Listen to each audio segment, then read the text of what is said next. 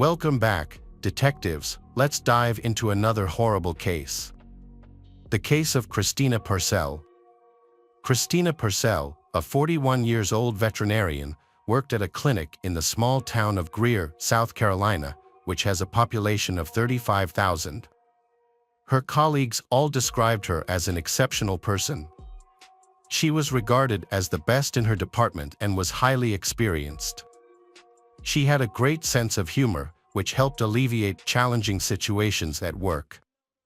Her co-workers respected her, and management highly valued her talents. Christina had a young daughter, whom she co-parented with her ex-husband, John Mello, during the early years of her life. Friends and acquaintances all agreed that her daughter meant everything to her. After their daughter's birth, Christina and John separated but maintained joint custody. Then, she was engaged to a new partner named Bradley. Despite an apparently perfect life, but she was involved in a custody battle with her ex-husband, John, and the custody dispute between them was intense. On October 5, 2021, when their daughter visited her father, John, he flew her to Italy. This prompted Christina to file a complaint against him for violating custody, which further strained their relationship. Christina even launched a GoFundMe campaign to raise money for her legal expenses, and many people contributed.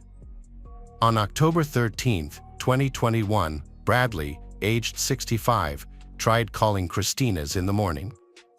After she failed to answer, he went to her house. He knocked, and when there was no response, he entered through the back door. Inside, he discovered a horrifying scene. Her lifeless body was in the living room with rose petals scattered around. So, he immediately called 911, but it was too late to save her. Police discovered over 30 stab wounds on her body, mostly on her head, face, and neck. Although the scene was chaotic, it did not resemble a typical robbery. The police found unusual mystical objects in the house, hinting that someone unstable might have conducted a sacrificial ritual. This led investigators to consider the possibility of a ritual murder. Forensic experts determined that Christina was murdered elsewhere. Evidence of dragging was found throughout the house, and in some areas, the body was left behind and placed in various positions, possibly to take photographs of sexual acts. Later, the body was moved to the living room and covered with rose petals, with petals also strewn along the path where it was dragged. When information about the incident leaked to the press, they dubbed it the rose petal murder. At that moment, the police have not found any signs of forced entry into the house. However, Bradley, who alerted emergency services, had entered through the back door. He informed detectives that this door was always left unlocked, suggesting the intruder could have entered the same way. At the crime scene, detectives discovered clear signs of staging that complicated their investigation. They had to sort through numerous conflicting pieces of evidence to discard the irrelevant and find the right direction. Detectives have never encountered such complex and confusing murder cases before, making it difficult to determine which lead to pursue. They suspected that the murder was intentional. The perpetrator had specifically gone to Christina's house to commit it. And detectives must find out his motives and who he is. Inside the house, they found memory cards and the laptop in the living room near the body. A transparent handbag containing a powerful illegal drug was also discovered. There were small droplets of dried blood, and Christina's mobile phone lay nearby. In the hallway, a bag was found with 2 white envelopes, each containing $500 in cash. A suitcase held a firearm, a single-shot self-defense pistol, and numerous documents related to a court case involving Christina's daughter, prompting detectives to consider the possibility that her ex-husband, John Mello, was involved. Forensic experts used luminol to examine the entire house, enabling them to detect even the smallest traces of blood. They discovered hundreds of tiny blood spots in various places, highlighting the attack's brutality. Christina suffered a significant loss of blood and endured severe pain before dying. She was stabbed 31 times. the police scrutinized Christina's mobile phone for any leads. Initially, detectives focused on whether her partner, Bradley, who found her body, might be involved in the attack. To compare information, they also retrieved his mobile phone to analyze its contents. Police noticed peculiar behavior from he was highly agitated. His reaction didn't seem like that of a grieving fiancé. He was trembling, inconsistent in his statements, and wore gloves throughout his interactions with the investigators. This behavior only heightened the suspicion of law enforcement. Later, it became clear that their suspicions were justified. While investigating Christina and Bradley's devices, the police uncovered shocking details about Bradley's life, clarifying his nervous behavior. They had strong reasons to suspect that he was exploiting her daughter, Jane Doe, to create explicit content. In February and August, he recorded videos and took photographs of Jane nude in various inappropriate poses. These materials were found on the phone and laptop that were confiscated for examination. However, it is not clear whether this was done secretly or with her consent. Doubts emerged after the police discovered more disturbing information from Bradley's laptop that revealed unsettling aspects of the intimate relationship between Christina and he. The police uncovered increasingly disturbing information, including a new type of victim, animals. Numerous photographs were discovered showing individuals involved in sexual acts with animals, mainly dogs. Shockingly, Christina, one of the clinic's leading veterinarians, who occasionally took animals home for temporary care, was involved in these acts. According to state law, such sexual offenses can result in up to 5 years in prison, and the offender must pay a fine of at least $500, which may be increased at the court's discretion. Law enforcement described these recordings as some of the most repulsive materials they had ever encountered. The public was outraged upon learning that Christina, a seemingly kind woman from a veterinary clinic, was involved in such acts with her daughter and dogs. After discovering all this evidence, Bradley Post was arrested on October 19, 2021. He was charged with the sexual exploitation of a minor and the distribution of explicit materials. It emerged that he not only created photos and videos but also sold them. Additionally, the police considered the possibility of his involvement of Christina's death, but he firmly denied any involvement. Detectives found no evidence linking him to the murder. There was no trace of blood on his body or clothes. Furthermore, Christina had died several hours before he arrived at the house, leading the police to doubt his connection to the murder. Christina's ex-husband, John Mello, is also a suspect in the case. His main motive was gaining full custody of their daughter, which he did not want to share with Christina. This is a common motive for murder. However, at the time of the crime, John was in Italy with his daughter.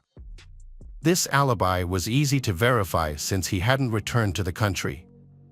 Despite this, investigators kept John on their list of suspects, considering he might have orchestrated the crime indirectly. John returned to the country on October 21, 2021, a week after Christina's murder. Following his return, the police obtained a warrant for his detention. He sought help from his best friend, Zachary Hughes, who was 29 years old at the time.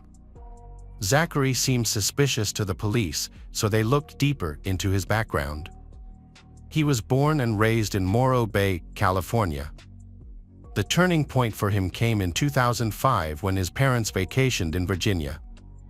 During this trip, they adopted 5 children from Russia. These children had suffered abuse in their previous foster families, resulting in physical and psychological trauma.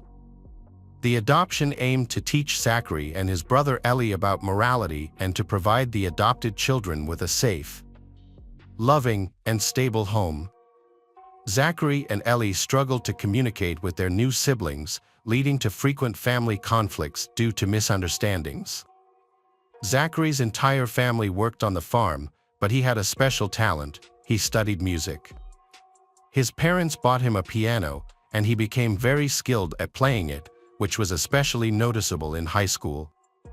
He started participating in music competitions and won first place at the Southeastern Piano Festival. He has achieved great success, even performing a solo program with the South Carolina Philharmonic Orchestra. In 2010, he applied to the Juilliard School in New York, where Irina taught piano at an advanced level. Not only was Zachary accepted, but he was also offered several scholarships for his exceptional talent. Thanks to his exceptional talent, Zachary outperformed all his classmates and became the only student from the USA selected to participate in the International Music Festival in Kyoto. Only 11 people from around the world were chosen for this event. Those who know he say he is a loyal friend, highly moral and very good at communication. In his free time, he used his skills to help those in need, often performing for free at rehabilitation centers, nursing homes, and hospitals to bring joy to people. By 2018, Zachary enrolled in a master's program in piano performance at the university. At that time, he had a strong desire to help people globally. This led him to volunteer for the United States Marine Corps and apply to a military educational institution to become an officer within a year. He understood the intricacies of military service, but at the start of his second year, he suffered fractures in both legs. This injury forced him to halt his studies and receive the title of Hello. Around this time, a woman reached out to Zachary, seeking a talented pianist for a church in Greer, South Carolina. He accepted the offer and moved there to perform regularly. And he received half of the donations collected from churchgoers. Initially, this provided a good income, but by the mid-2020s, the pandemic significantly reduced the number of church attendees. As a result, he had to find new income sources. He began giving solo performances throughout the city and state and took on additional part-time jobs.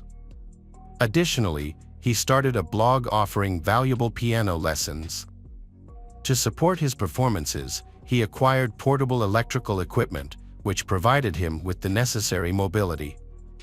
While living and working in South Carolina, Zachary met John, Christina's ex-husband and a former music producer.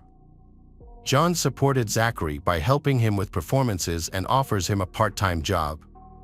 Between mid-2020 and 2021, when he assisted John with household chores, which deepened their friendship.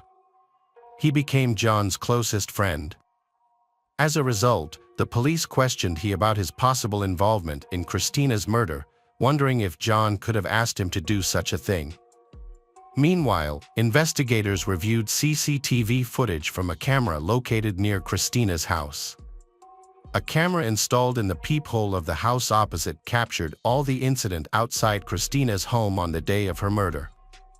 The footage showed a stranger wearing dark clothing and a hooded jacket entering her house around 10 a.m.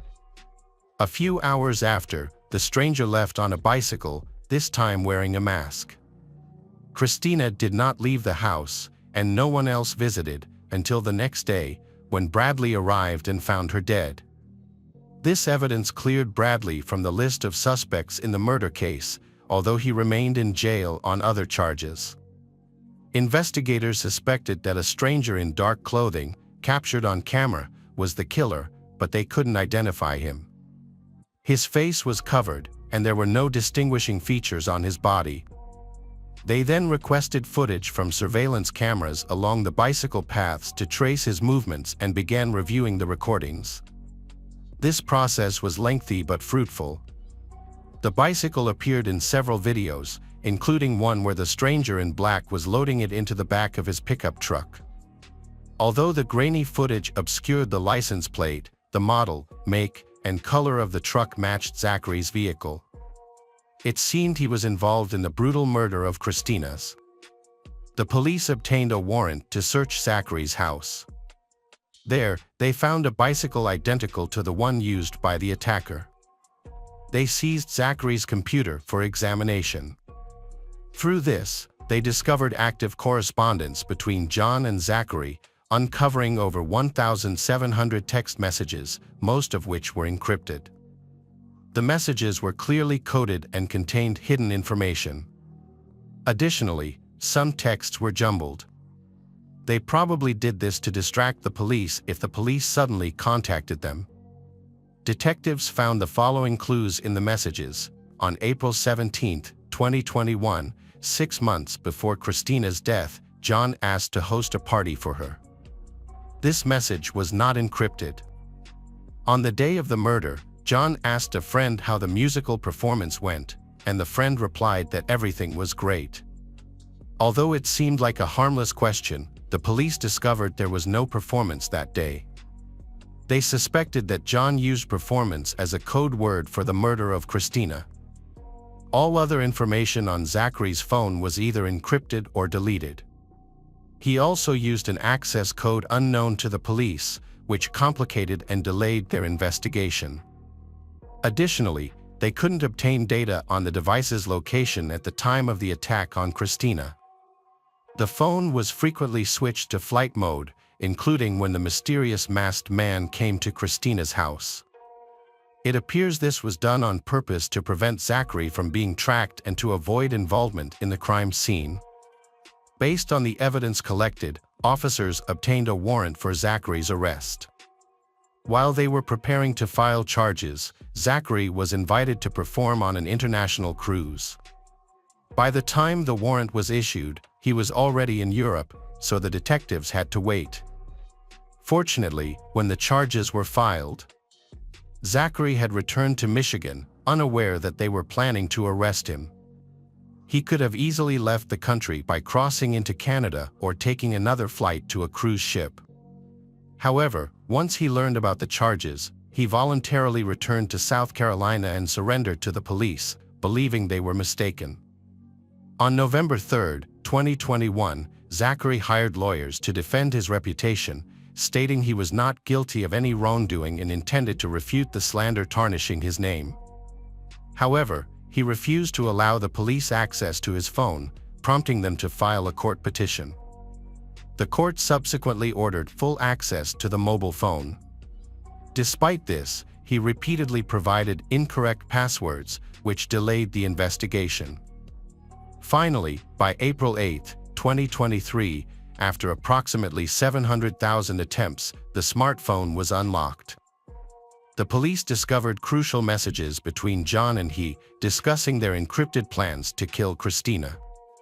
While these messages were intended to be used as trial evidence, they were considered circumstantial and insufficient to determine the trial's outcome. Zachary and John were known for their impeccable reputation, supported by many witnesses, and had no prior criminal history. The jury could not rely solely on correspondence and footage of a similar car to convict them. More new evidence emerged when a forensic examination uncovered the criminal's DNA under Christina's fingernails, which matched Zachary's DNA. Consequently, the police could confidently assert that he was the one who attacked and brutally killed Christina in her home.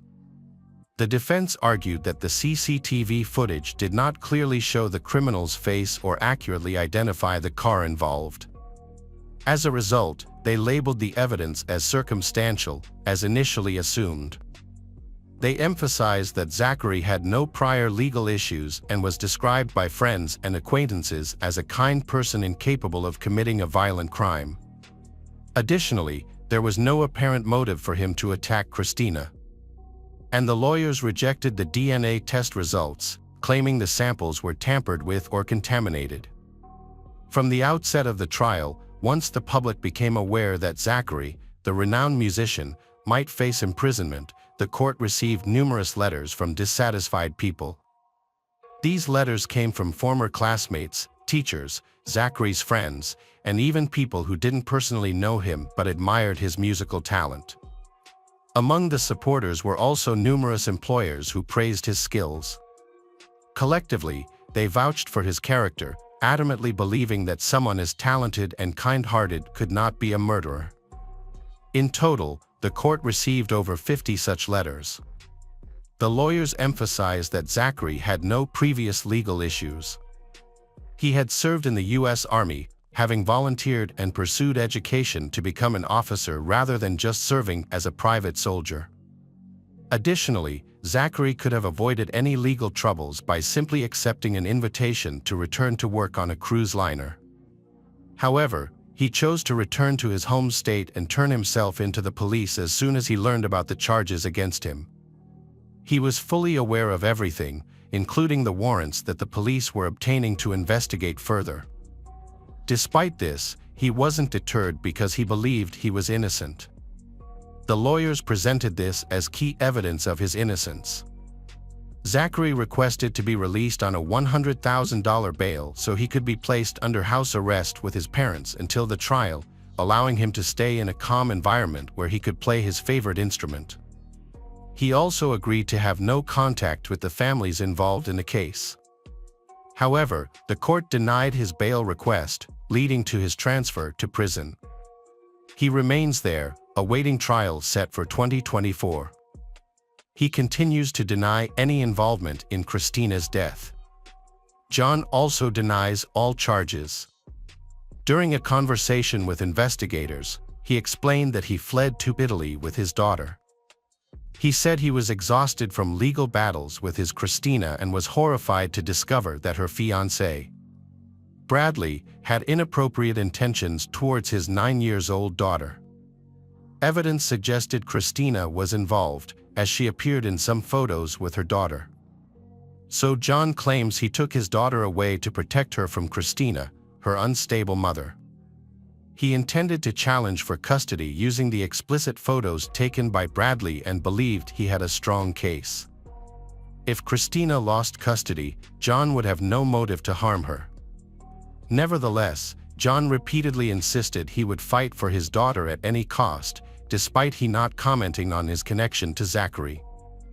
The prosecution believes Zachary is involved because his DNA was found under Christina's fingernails, indicating she resisted him.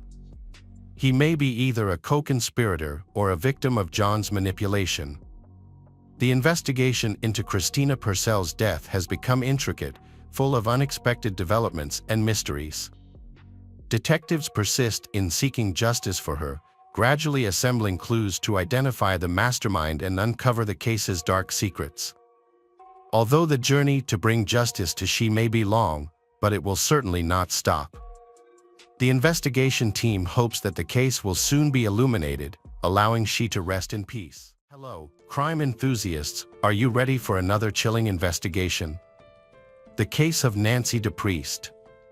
In February 1998, a visitor arrived at the office of the current governor of Texas. The visitor was a criminal who wanted to confess and cleanse his soul. He began writing letters to the police and the prosecutor's office, attempting to reach out to them for 2 years starting in 1996, but all his attempts were ignored. Eventually, he decided to write directly to the governor. In his letter, he confessed to a crime far more serious than robbery or rape.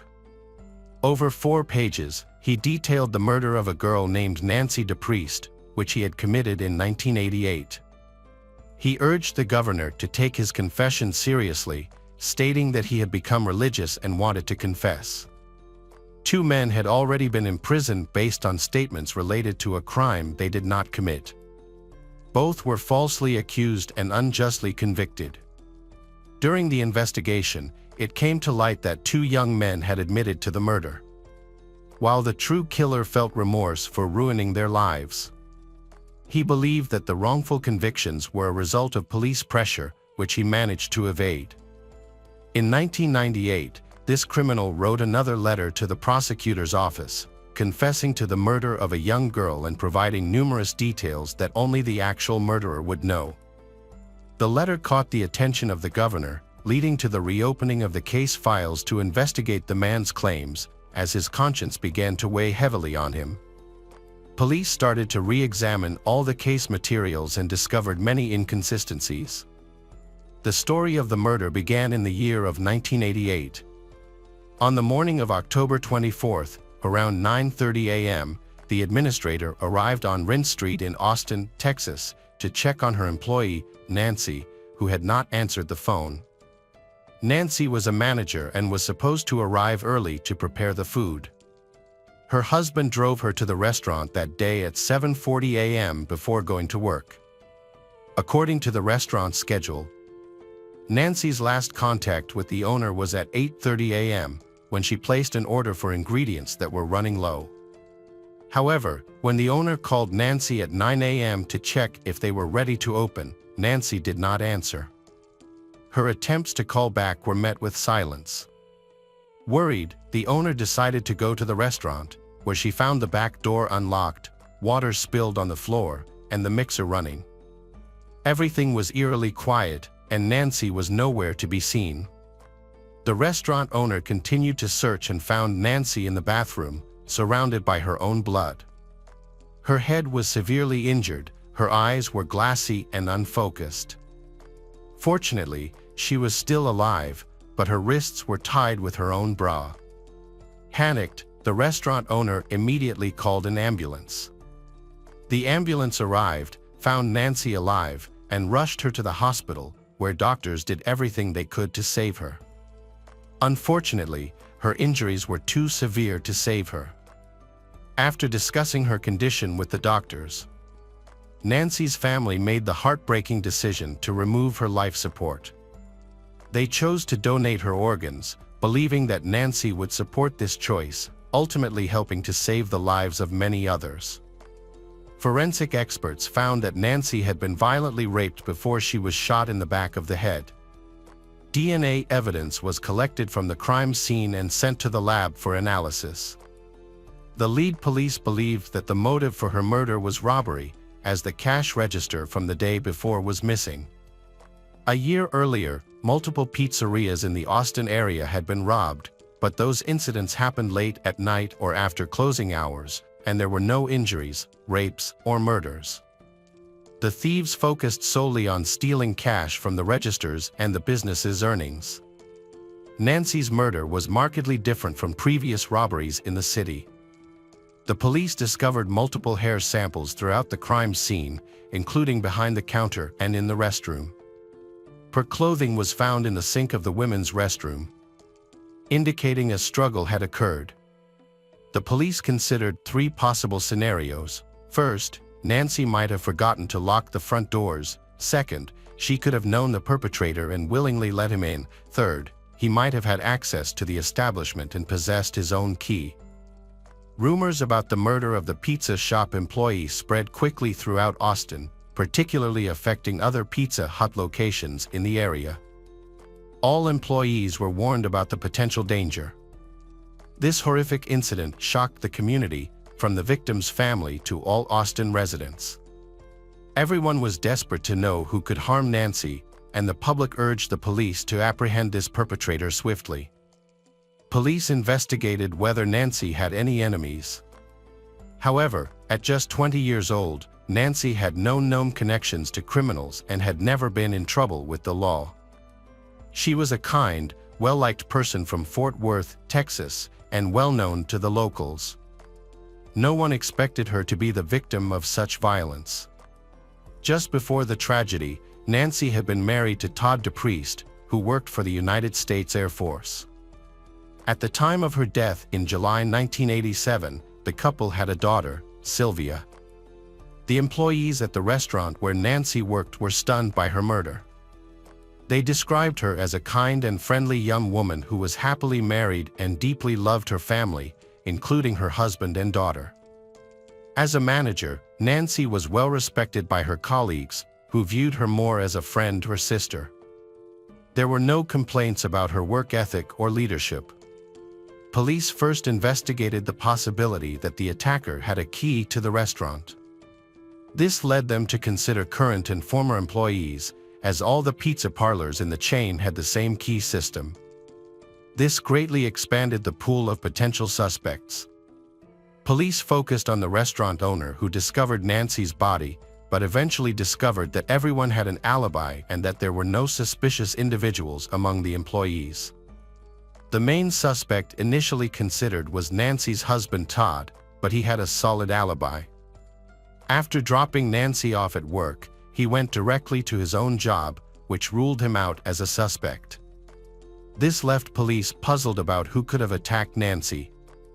Her family insisted she would never open the door to a stranger and always kept her doors locked, suggesting that the attacker was someone she knew.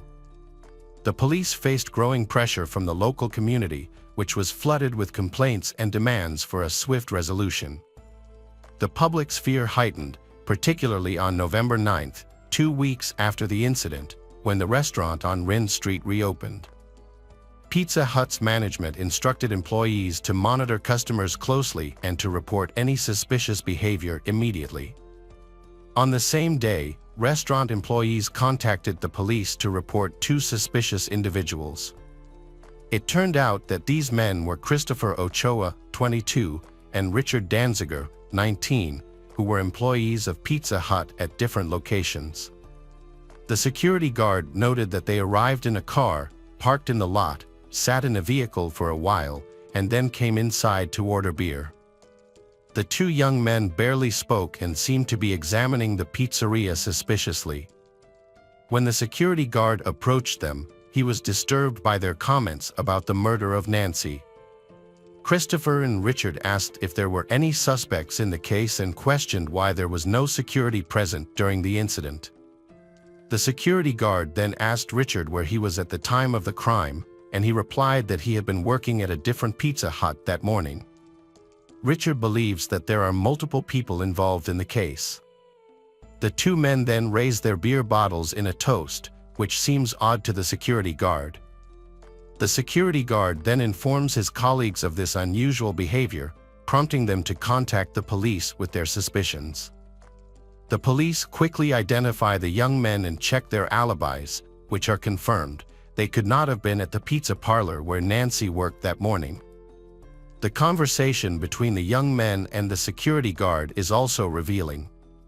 It is possible that the young men were simply afraid for their safety, as they worked at similar establishments, which prompted them to discuss their concerns with the security guard. However, Christopher and Richard were immediately considered the prime suspects. This was likely due to public pressure and the lack of other suspects for the police.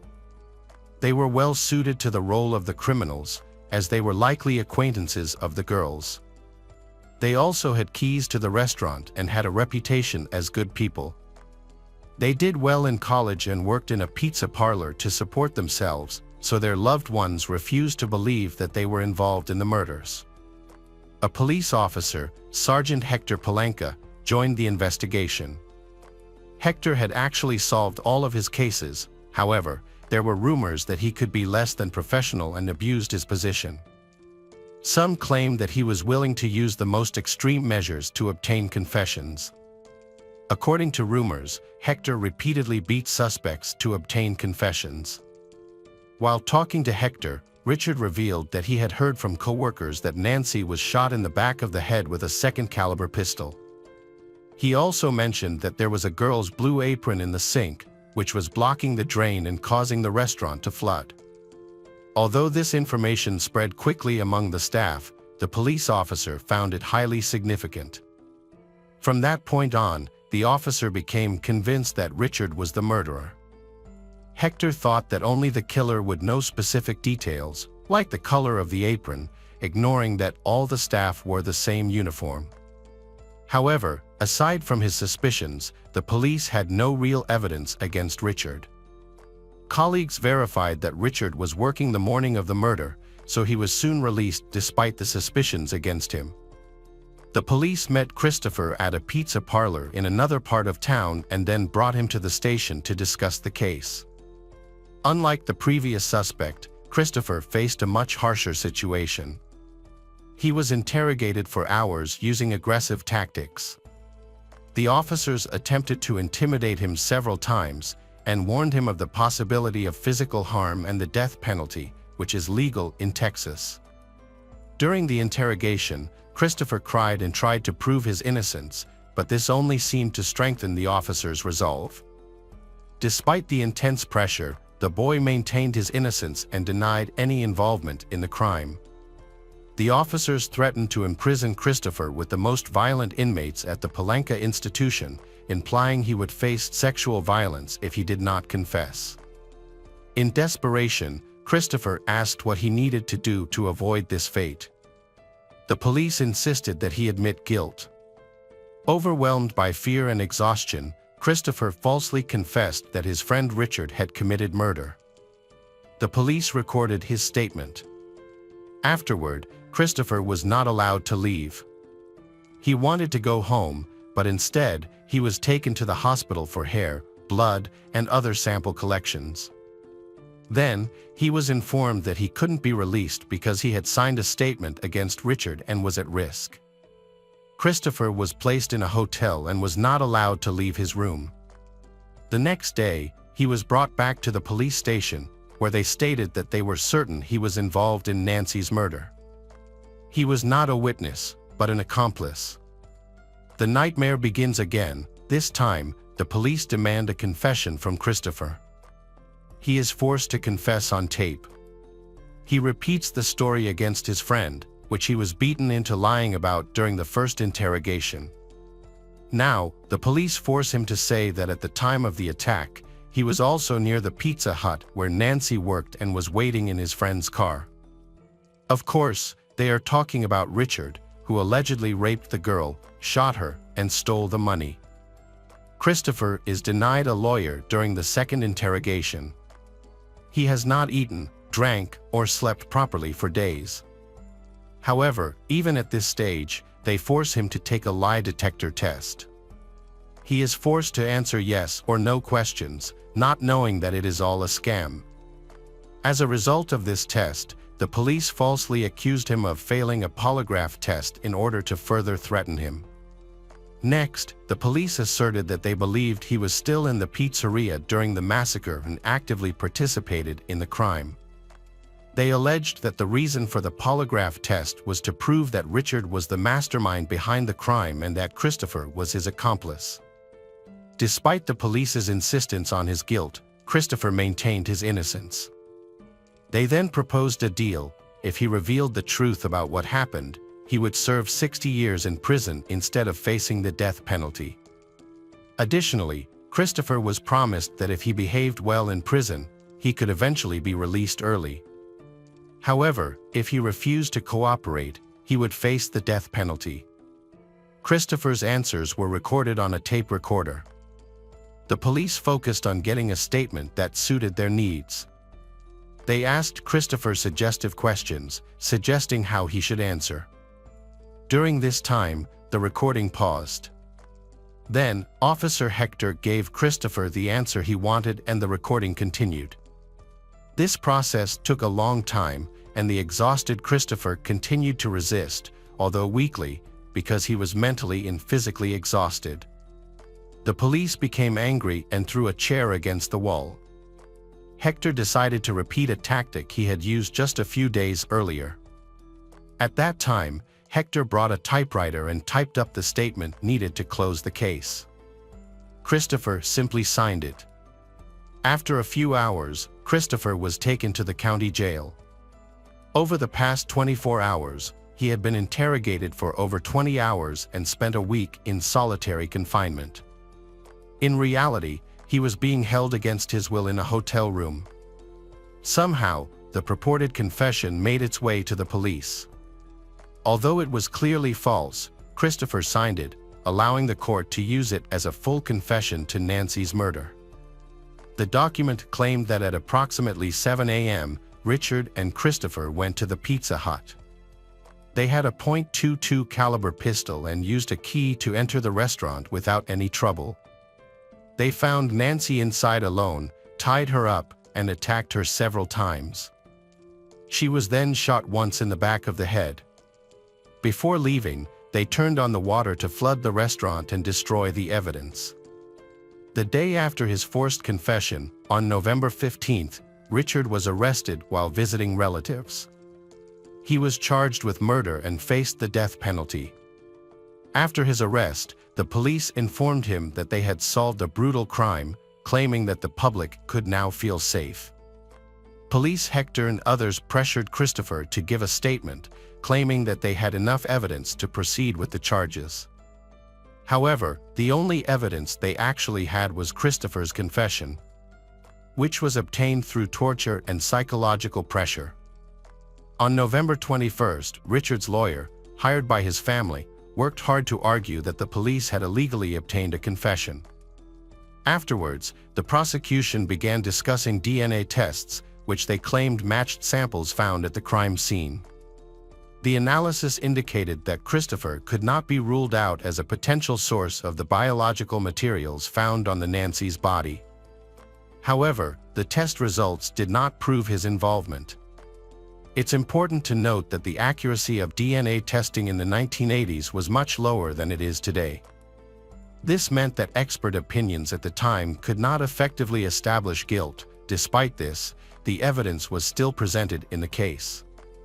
Richard maintained his innocence and struggled to understand why his friend Christopher testified against him. The prosecution claimed that a hair found in the pizzeria matched Richard's hair. However, the investigation's findings were inconclusive. The analysis concluded that the material collected was not a follicle, which also indicated that the reliability of the test was very low. The phrasing used in the report was identical to that for Christopher. While Richard could still be considered a potential owner of the found materials, it couldn't be definitively stated that they belonged to him, especially given the low accuracy of the results. This data strengthened the prosecution's argument. Ultimately, the Supreme Court's decision relied heavily on how the prosecutor presented their case. The troubles for the young men do not end there. Christopher's family cannot afford a lawyer, so Christopher is assigned a public defender. Christopher asserts in his defense that his confession was obtained under intense moral pressure from the police, which he finds intolerable. Unfortunately, the lawyer chooses not to investigate this complaint. Instead of defending Christopher's rights, he claims that the only way to avoid the death penalty is to plead guilty. Christopher is asked to testify against Richard. Surprisingly, the lawyer shows little interest in defending Richard and quickly aligns with the prosecution. He is so certain of Richard's guilt that he opposes the investigation and questions the forensic evidence. In a discussion with Christoph, the defense even mentions a witness who claims to have seen Richard at the crime scene, adding to the list of false accusations. Furthermore, the attorney reported that Christopher's fingerprints were found on the murder weapon, so he threatened his client. In fact, the prosecutor's office did not find a gun at all. On April 6, 1989, Richard was charged with armed robbery and rape. For this crime, he could have faced a sentence of 5 to 99 years in prison. However, Christopher believed that the prosecution had shifted its focus and now considered Christopher the murderer, claiming that he had shot Nancy. In fact, the prosecution had enough evidence to convict Richard of murder. At his trial on May 5 of that year, Christopher followed his attorney's advice and pleaded guilty to first-degree murder. His cooperation resulted in a life sentence, avoiding the death penalty. Richard's trial started on January 22, 1990, and it attracted significant public attention. The courtroom was filled to capacity, creating an intense atmosphere where attendees seemed eager for immediate justice against the defendants. They were brought to court wearing bulletproof vests due to concerns over potential violence. After hearing the testimonies, the jury deliberated for just 7 minutes before finding Richard guilty of rape and related charges, resulting in a life sentence. Nancy's family expressed satisfaction with the verdict. Over a year later, it was revealed that Richard was wrongfully convicted for a crime he did not commit. During this time, he had been the victim of a brutal attack, where he was severely beaten and suffered a serious head injury that required part of his brain to be removed.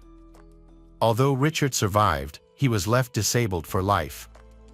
At 22, he was moved to a specialized care facility where he received 24-hour assistance, as he was no longer able to care for himself. On that significant day, the leadership of the Austin police focused on Detective Hector Palanca. It became clear that he was abusing his powers systematically, as confirmed by other department employees. There was even video evidence of Hector torturing and physically abusing a suspect to force confessions. As a result, he was initially removed from his position. However, he was later reinstated and continued to harass both guilty and innocent individuals for many years. The damage caused by Hector to the law enforcement system is hard to comprehend. One case alone led to an innocent young man being sentenced to life in prison, while another victim was left permanently disabled. Shockingly, their cases remained unexamined until 1998. The Nancy DePriest case was long considered resolved, and no one had revisited it. This situation changed when Akeem Marina stepped in and sent a letter of confession to the governor, requesting that he reach out to the lawyers. Akeem's letter to the governor's office provided information that could help the police gather physical evidence. He claimed that the handcuffs and bag used in the attack could be found at his parents' home. In addition, the gun that shot Nancy had been confiscated during his arrest for other crimes. The police eventually took the letter seriously and began investigating the case. After reviewing the information, the police were able to confirm the criminal's claims. With more evidence in the archives, they approached Christopher, who was serving a sentence in prison. At first, Christopher was skeptical about the police visit and thought they might be trying to frame him for another crime. As a result, he chose to stick to the false story he had previously confessed to, a story influenced by Officer Hector, and did not provide any useful information. Eventually, Christopher discovered that the police wanted to talk to him because of a letter from Akeem, in which Akeem had confessed to the crime. This news gave Christopher hope that he could prove his innocence and possibly be released. However, he no longer had faith in the justice system. In June 1999, he contacted a project called Innocence. In his letter, he explained his situation, and when activists from the project contacted the police, the district attorney reviewed the case documents. In August 2000, DNA samples were taken from Akeem, whose conscience was tormenting him. Multiple tests were conducted, the results of which clearly showed that Akeem had indeed raped Nancy, and that Christopher and Richard had absolutely nothing to do with the crime. A ballistics test confirmed that the shot that killed Nancy had been fired from the gun confiscated from Akeem. This news shocked everyone, including Nancy's family. Officer Hector Palanca was fired from the police force and retired, and it was eventually decided that the case would be re-examined. On January 16, 2001, a Texas court overturned the convictions of Christopher and Richard, whose lives had been irreparably damaged. In court, Nancy's mother sat next to Christopher's mother, holding her hand. During the trial, Christopher admitted that under pressure from Hector Palanca, he broke down and confessed to a crime he did not commit, dragging his friend Richard into the lie. Akeem, the author of the letter, testified at trial. He claimed that he killed Nancy because he was driven to human sacrifice by voices in his head. He admitted to stealing a work uniform from another restaurant and wearing it the day he knocked on the door of the Pizza Hut where Nancy worked. Believing that he was a coworker from the same restaurant chain coming to her aid, she opened the door without fear, where he then pointed a gun at her. He demanded money and took her into the bathroom, where he raped and killed her. Akeem testified that during the attack, he pulled out a gun and pointed it at the back of her head. According to his confession, he raped her 8 times before shooting her. During the trial, Akeem revealed that he had heard voices since childhood, but they completely disappeared when he converted to Christianity while in prison. He expressed a strong desire to atone for his sins and confessed to the crime. The prosecutor's office initially wanted him to face the death penalty but eventually asked for life in prison. The judge agreed, and Akeem received 3 life sentences. An investigation was then launched into the 3 police officers who questioned Christopher and Richard, but they faced no significant consequences. Christopher and Richard were eventually found not guilty, and their convictions were overturned, leading to their release. Their families were in disbelief. Christopher shared that he often cried at night in prison, unable to understand why he was there. Both men consistently claimed their innocence, yet no one believed them. The families of Christopher and Richard were furious about the unfair 12-year sentences, which had shattered their lives. Lawyers for the wrongfully convicted filed lawsuits, resulting in financial settlements. Richard received a total of $10.25 million, $9 million from the city, $1 million from the county, and $250,000 from the state. Christopher was awarded $5.3 million, and out of a sense of guilt, he donated $500,000 to Richard. Unfortunately, Richard's condition could not improve due to the traumatic brain injury he sustained. He required lifelong care and experienced mental health issues, along with partial recovery on the left side of his body. Richard spent his remaining days surrounded by loved ones who cared for him. He passed away from cancer in 2021 at the age of 50. Christopher was released after spending 12 years in prison. He pursued higher education and established a legal practice, offering many free consultations to those in need. Details about his personal life remain unknown. Hello friends, welcome to our channel. Today we're going to take a look at another horrible case with you. The case of Rowan Ford. Rowan Ford was born on April 11, 1998, in San Diego, California. When she was young, her parents divorced, and her mother, Colleen, moved with her to a small town called Stella, Missouri. Colleen later met a man named David, and they married.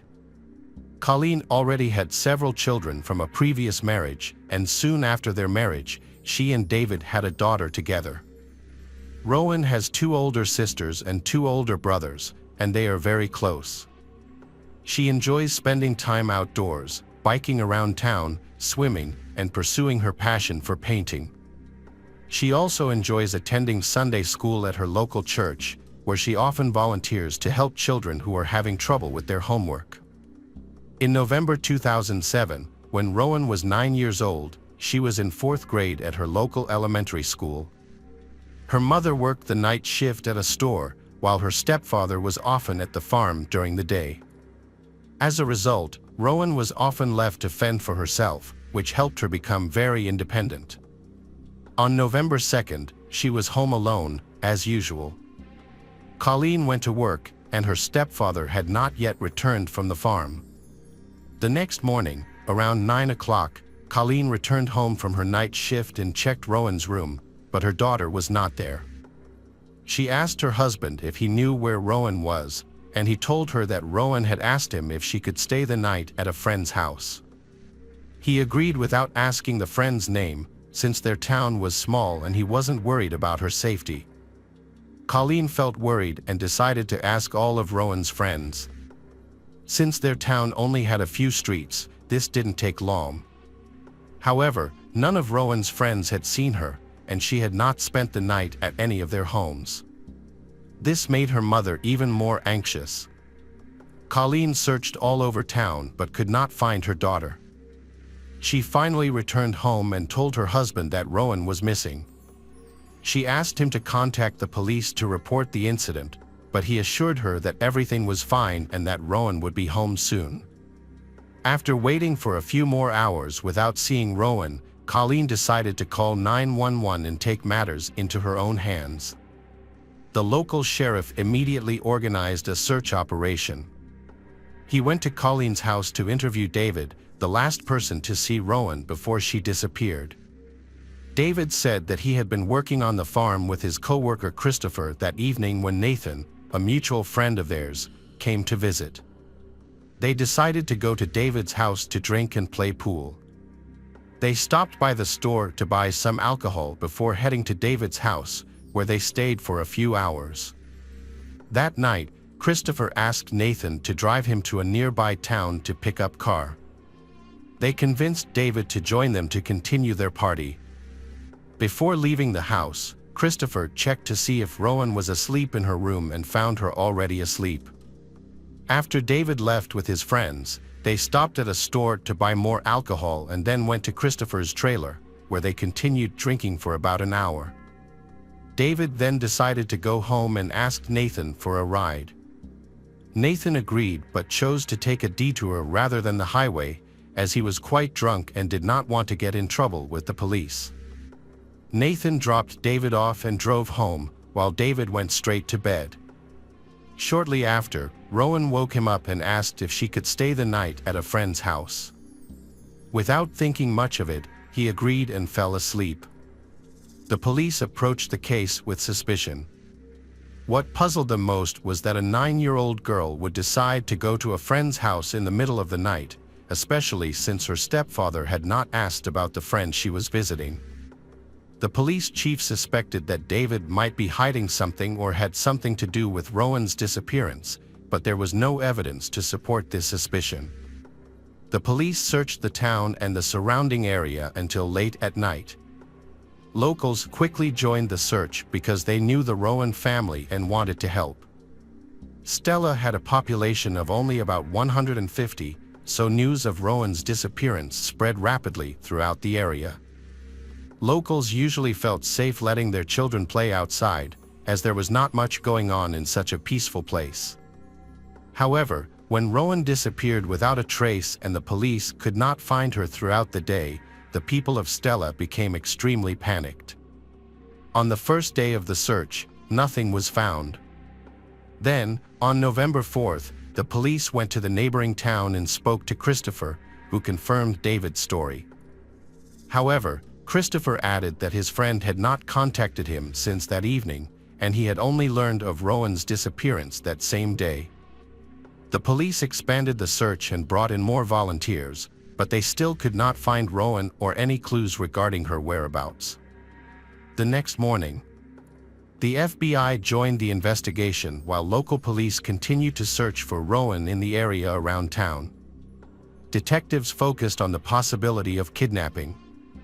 They strongly doubted the David story, as it seemed very suspicious. The police also checked with all of Rowan's friends and confirmed that she had not visited any of them that night. Investigators interviewed David several times, and his testimony varied in detail, further raising suspicions about his involvement. For example, he provided different times for being away that night and even stated that Rowan may not have asked him before going to visit a friend. FBI agents further discovered that on the night of her missing, David had asked his mother to lend him her car, although he had not initially disclosed this to the police. As a result, the police seized both cars for testing, but experts found no evidence. Detectives continued discussions with Christopher and Nathan, as both were with David that night. Christopher was invited to the police station and told the same story as the day before. He also agreed to take a polygraph test, which showed no signs of deception. A few hours after Christopher left the station and returned to work, he saw Chief Clark's car. Christopher signaled for Chief Clark to stop. Sheriff Clark is the police chief in the town of Whitten and has known Christopher for 17 years, since Christopher was a child. Clark was a friend of Christopher's adoptive parents, and Christopher had always respected him. He often turned to him for advice or help in times of trouble. Sheriff Clark contacted Christopher, and they discussed Rowan's disappearance. Clark was aware of the case but was not directly involved, as the search was being handled by the Stella Police Department. During their conversation, Clark suspected that Christopher was withholding information, as Rowan's life was in danger and her fate was still uncertain. Therefore, Clark decided to share these suspicions with the FBI, contacting agents to explain his concerns. Investigators suspect that Christopher may be withholding important information about Rowan's disappearance, which could implicate her stepfather. It is possible that he asked Christopher to lie and alter some details in his account of the events of that night. Christopher now fears that he will be considered an accomplice if he tells the truth. Sheriff Clark informed the FBI agents that he had a good and trusting relationship with Christopher, so he wanted to help convince him to share information. That same day, Christopher went to Colleen's home to ask her about the progress of the search. Simultaneously, the FBI agents also visited Rowan's mother again. When they met with Christopher, they continued to ask him a few questions, and he once again confirmed that the events of that night happened exactly as he had described them. However, this time he also mentioned that he did not rule out the possibility that David was involved in Rowan's disappearance and expressed his desire to help them find the truth, no matter how frightening it might be. He suggested wearing a wiretap and approaching David to try to get him to confess. However, the detectives decided not to use such tactics. Instead, they asked Christopher if he could think of any locations where his friend might have hidden Rowan's body, and he suggested several places. The next day, the police began investigating these locations while continuing to search the area around Stella's house. FBI agents once again brought David in for questioning, but he repeatedly denied any involvement.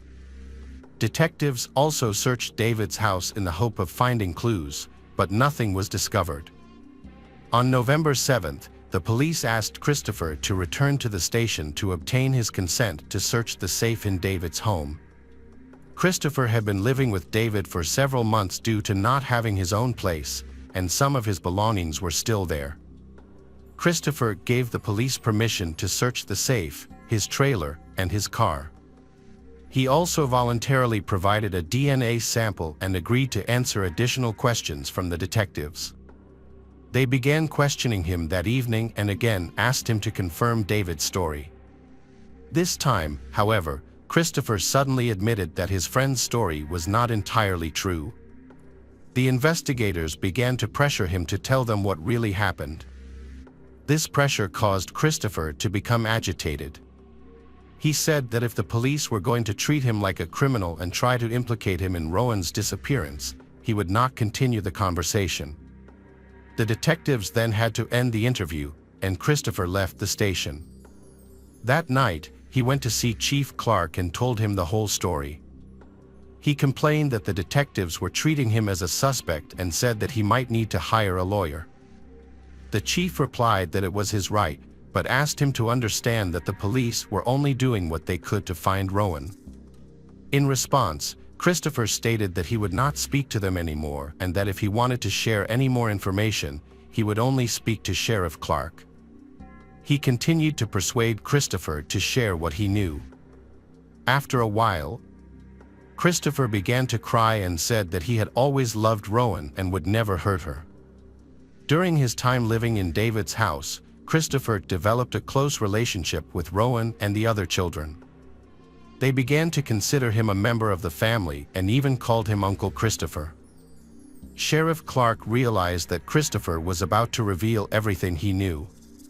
However, just as Christopher was about to share, someone came to the police station, causing Sheriff Clark to temporarily lose focus. Christopher then left the office without revealing what he was about to say.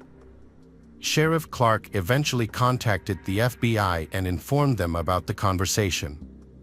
He explained that Christopher was willing to share most of what he knew but warned that if he was pressed too hard, Christopher might refuse to talk and seek legal counsel. Clark offered to give Christopher time to think it over, and the detectives agreed. The search for Rowan continued the next day without success. However, the situation changed on November 9th, a week after Rowan went missing. Search parties found Rowan's body in a remote area near a town called Powell, about 10 miles from where Stella lived. The body was covered in leaves and debris, with only a sock remaining. Medical examiners determined that Rowan had been strangled and sexually assaulted. Shortly after the body was discovered, FBI agents contacted Chief Clark and asked him to speak with Christopher again, hoping he would reveal more information. The chief learned that Christopher had come to the police station earlier that morning when Chief Clark was not there and had informed other officers that he urgently needed to see him. The chief searched everywhere for Christopher but could not find him.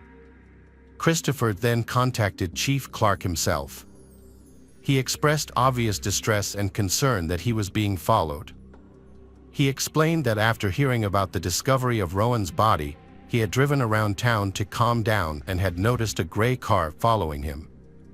Chief Clark claimed to be unaware of any surveillance activity and asked to meet Christopher directly.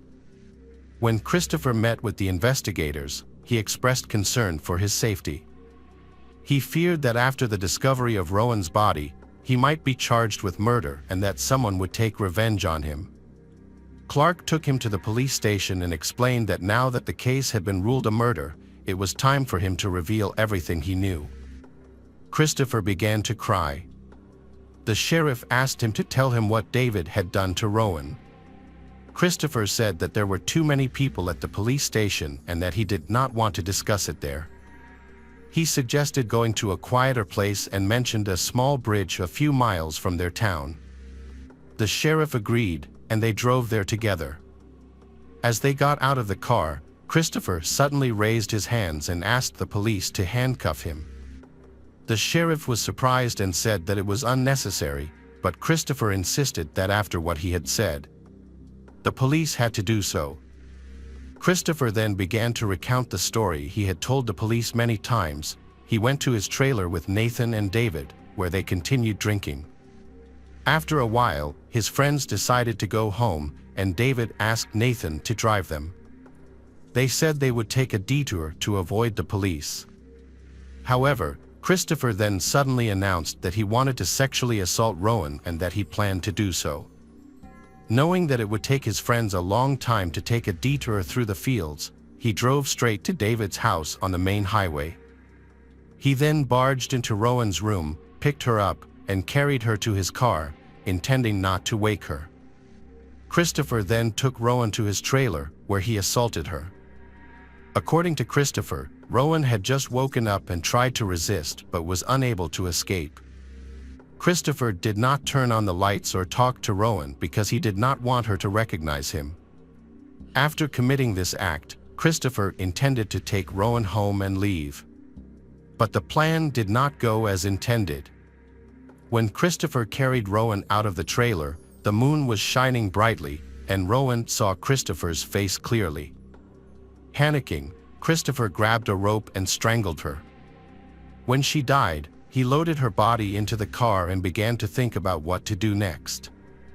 Initially, he wanted to throw her off the bridge, the same bridge where he stood with Sheriff Clark, but he realized her body would be found too quickly. So, he got into the driver's seat and started driving around the county, considering other options. Soon, he remembered a large pit near a neighboring town and headed there. He threw the victim's body into the pit and tried to cover it with branches, but the pit was too large to cover completely.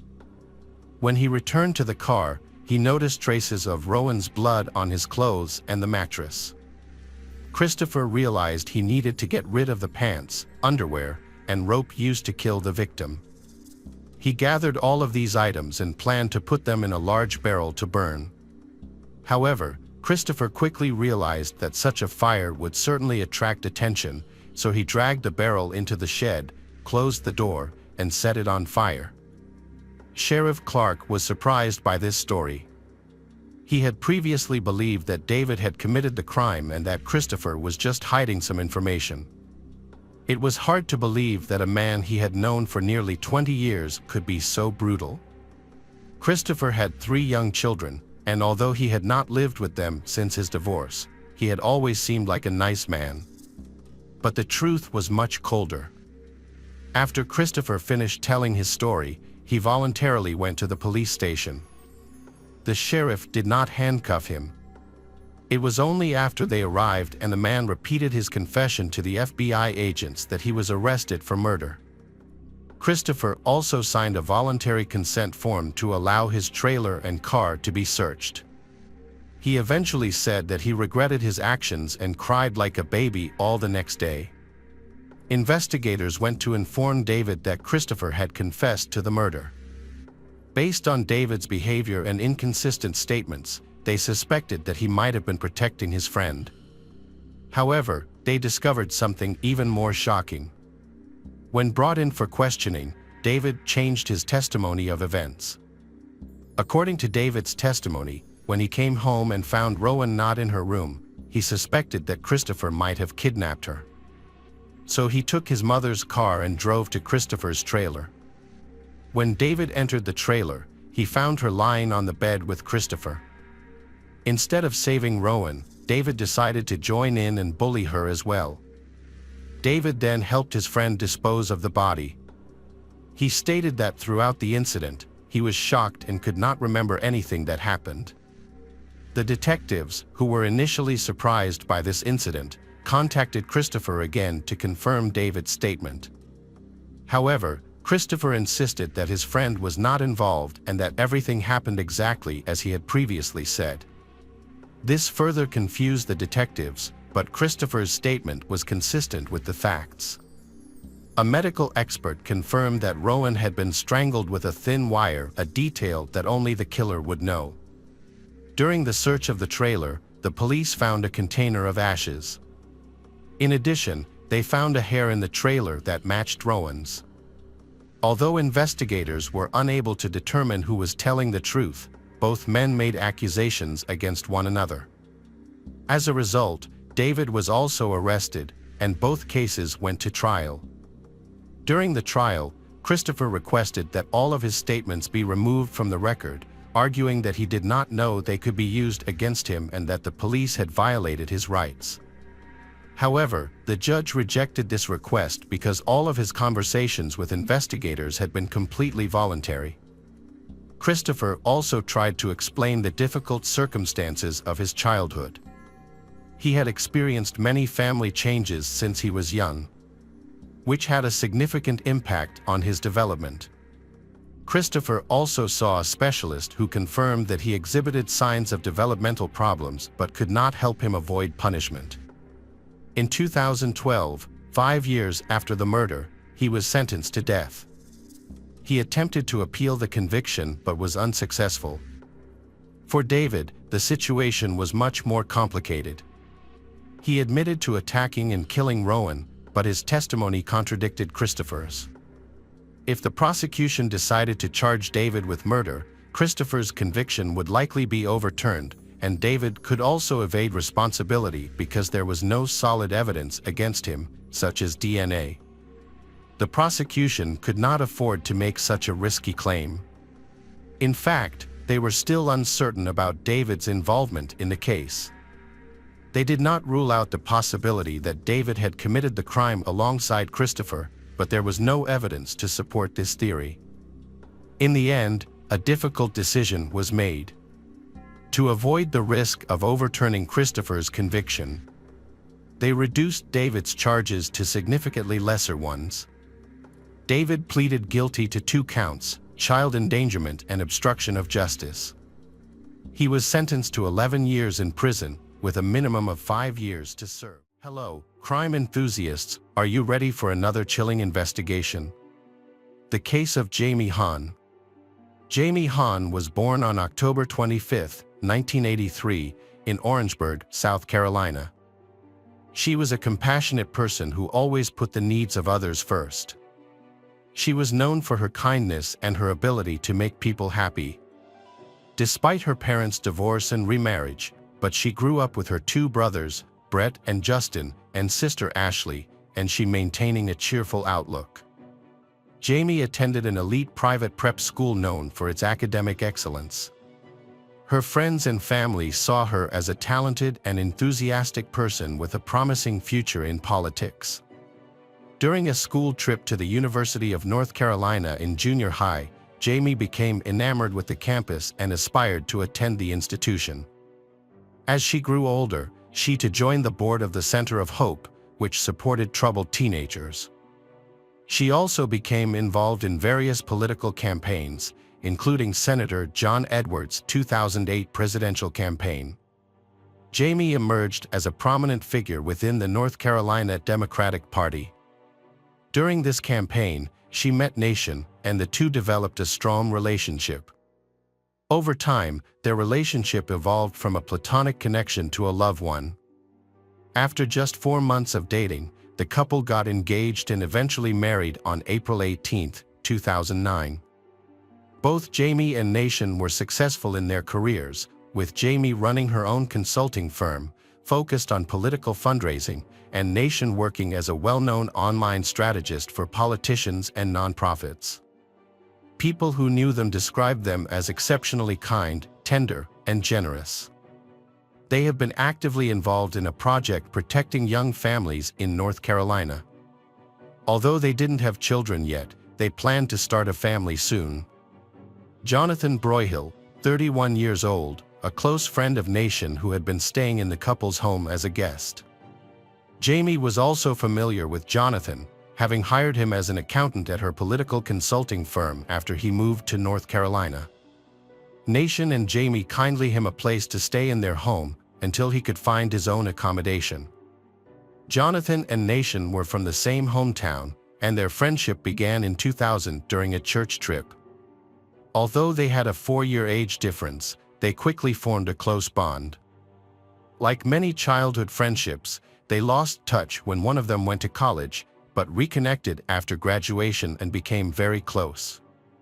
In fact, Jonathan was the best man at Nation and Jamie's wedding in April 2009. The trio of Jonathan, Jamie, and Nation was incredibly close-knit.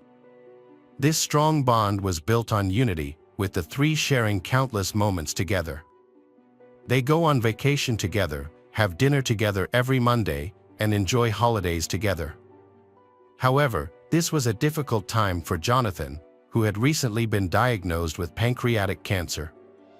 Jamie and Nation were deeply concerned about Jonathan's well-being and had been supporting him throughout his medical journey. Jamie was overcome with emotion one day and asked Nation if they should have a child soon.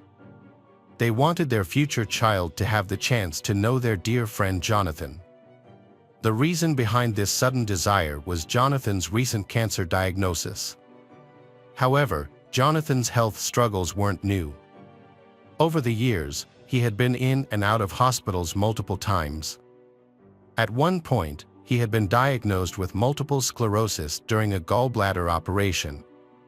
Given his fragile health, Jamie and Nation invited Jonathan to live with them temporarily. They offered him care and support until he could recover. Jonathan spent so much time at Nation family home that some of their neighbors thought of him as a part of the family. Their deep and close relationship makes the violent incident in which all three were stabbed in their own home all the more puzzling and tragic. On a fateful Monday, Jonathan was already at the house, discussing work-related matters with Jamie in the kitchen. Nation had just arrived home and was heading upstairs to change when they were startled by Jamie's screams. Assuming the worst due to Jonathan's health issues, Nation rushed downstairs, where they met Jamie's frantic voice, crying out for help. A frantic scene unfolded as Nation rushed into the kitchen, where he found his wife severely injured and bleeding on the floor, while Jonathan stood over her, menacingly wielding a large kitchen knife. The sight was too shocking for Nation to comprehend. Jonathan, with the knife raised, advanced toward Nation. Then, Nation with one hand, Nation grabbed the knife's blade and, with the other, struck Jonathan in the face. At the same time, Nation urgently told Jamie to run for safety as he tried to subdue Jonathan. She managed to get up from the floor despite her serious injuries and ran through the side door to find help. Once Jamie was out of the house, Nation overcame his shock, pushed Jonathan aside, and followed his wife. Outside, Jamie struggled to reach the nearest neighbor's house but found no one home despite her knocking. While trying to reach the next house, exhausted and weakened by her injuries, Jamie collapsed unconscious in the neighbor's yard.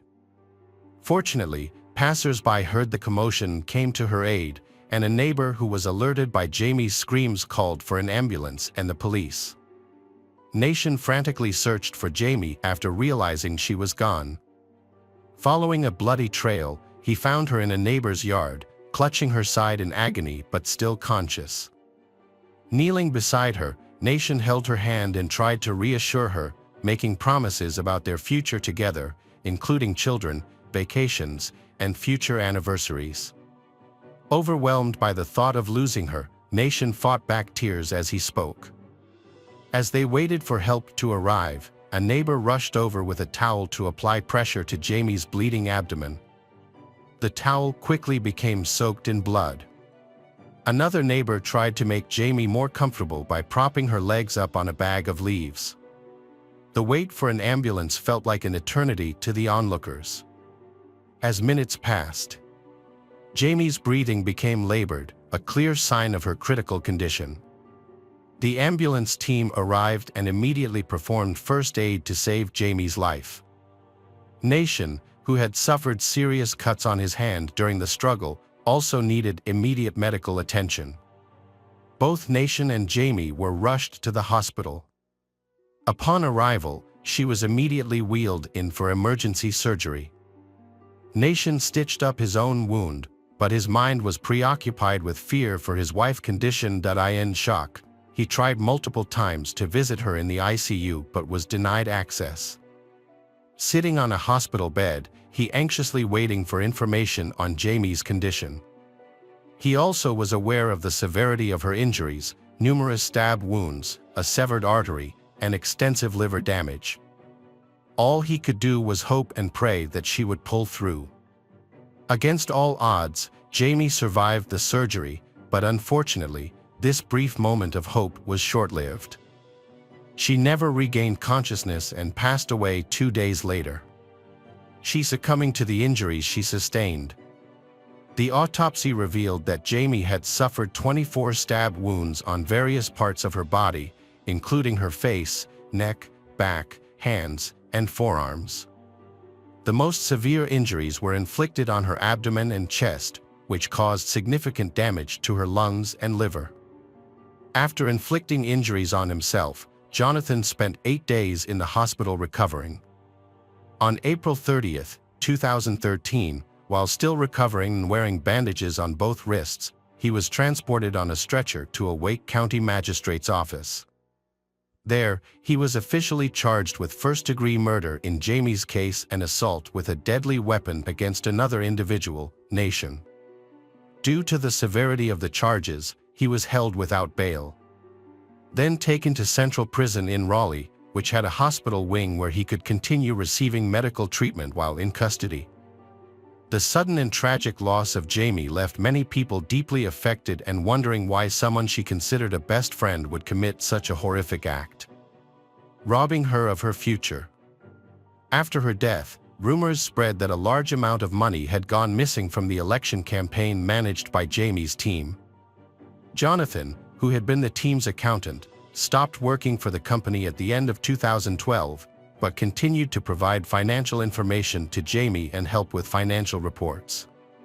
Some people suspected that Jamie had discovered the missing funds, which totaled over $50,000, and confronted Jonathan about this.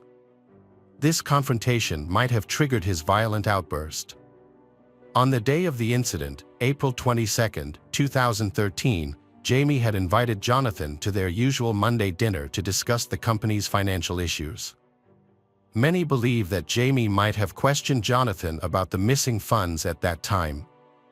6 months after the tragic incident, Jamie's husband, Nation, and her family scattered her ashes near the Pulaski Memorial Baptist Church. This church was a place Jamie had voluntarily dedicated a lot of time and effort to. A week before the tragedy. The irony is that Jamie had asked the church's pastor to pray for Jonathan, who was believed to be battling cancer. Little did Jamie know that their lives would soon be shattered. Nation had to come to terms with the fact that someone he had known since childhood had taken the life of the woman he loved. For Nation, Jamie was everything, his partner, his confidant. After Jamie's passing, the trial of Jonathan Broyhill began on March 4, 2015. The district attorney told the jury that Jonathan, Jamie's financial manager, had misappropriated around $50,000 from her account by writing 39 checks to himself. Jonathan made various excuses to justify his actions, including health problems from multiple sclerosis, memory issues, a gallbladder operation, and pancreatic cancer. According to Nation, Jamie knew about the missing money but chose not to confront Jonathan about it because his health is not good. Instead, she hopes Jonathan will admit his mistake and correct it on his own. However, everything changed when Jamie got a call from a debt collector. The district attorney revealed a shocking truth. A year prior, Jonathan's first hospitalization was a result of an incident at the Jamie residence. Prior to this, Jonathan had never medical treatment, which was confirmed by his health records. He had been deceiving Jamie and Nation about his health, falsely claiming to have had a gallbladder operation, multiple sclerosis, and cancer. In reality, his medical history only showed a mental disorder. Jonathan's internet search history showed he had researched pancreatic cancer and specialists in that field, possibly to make his fabrication more believable. He had also looked up cruises that did not require a passport. Furthermore, Jonathan had booked a one-way trip to Las Vegas for April 23, but canceled it on the 22nd, just 2 hours before attacking Jamie with a knife. Jonathan confessed to the authorities that he had misused campaign funds and fabricated his medical conditions. Although Jonathan said he needed medical attention, but he would secretly leave while Nation waited in the car. Nation did not know that he was deceiving them about his true intentions. Around this time, Jonathan was struggling with depression and suicidal thoughts. He was also experiencing auditory hallucinations, hearing voices that encouraged him to harm others. He had even purchased a knife with the intention of using it to end his life in Vegas. However, when Jamie confronted him about the financial irregularities, Jonathan's emotional state escalated, and he began inflicting injuries on himself. As the situation spiraled out of control, Jamie tried to intervene, but Jonathan's anger and delirium led him to attack her impulsively. He remembered attacking Jamie but had no recollection of chasing Nation. Jonathan's lawyer acknowledged that the evidence against him was overwhelming, making it impossible to dismiss the charges. Instead, they planned to argue for temporary insanity to reduce the sentence. On March 19, 2015, the jury delivered their verdict, finding Jonathan Broyhill guilty of murdering Jamie Hahn and attempting to murder Nation Hahn, both first-degree charges. The judge sentenced Jonathan to life in prison without the possibility of parole. Hello friends, welcome to our channel. Today we're going to take a look at another horrible case with you.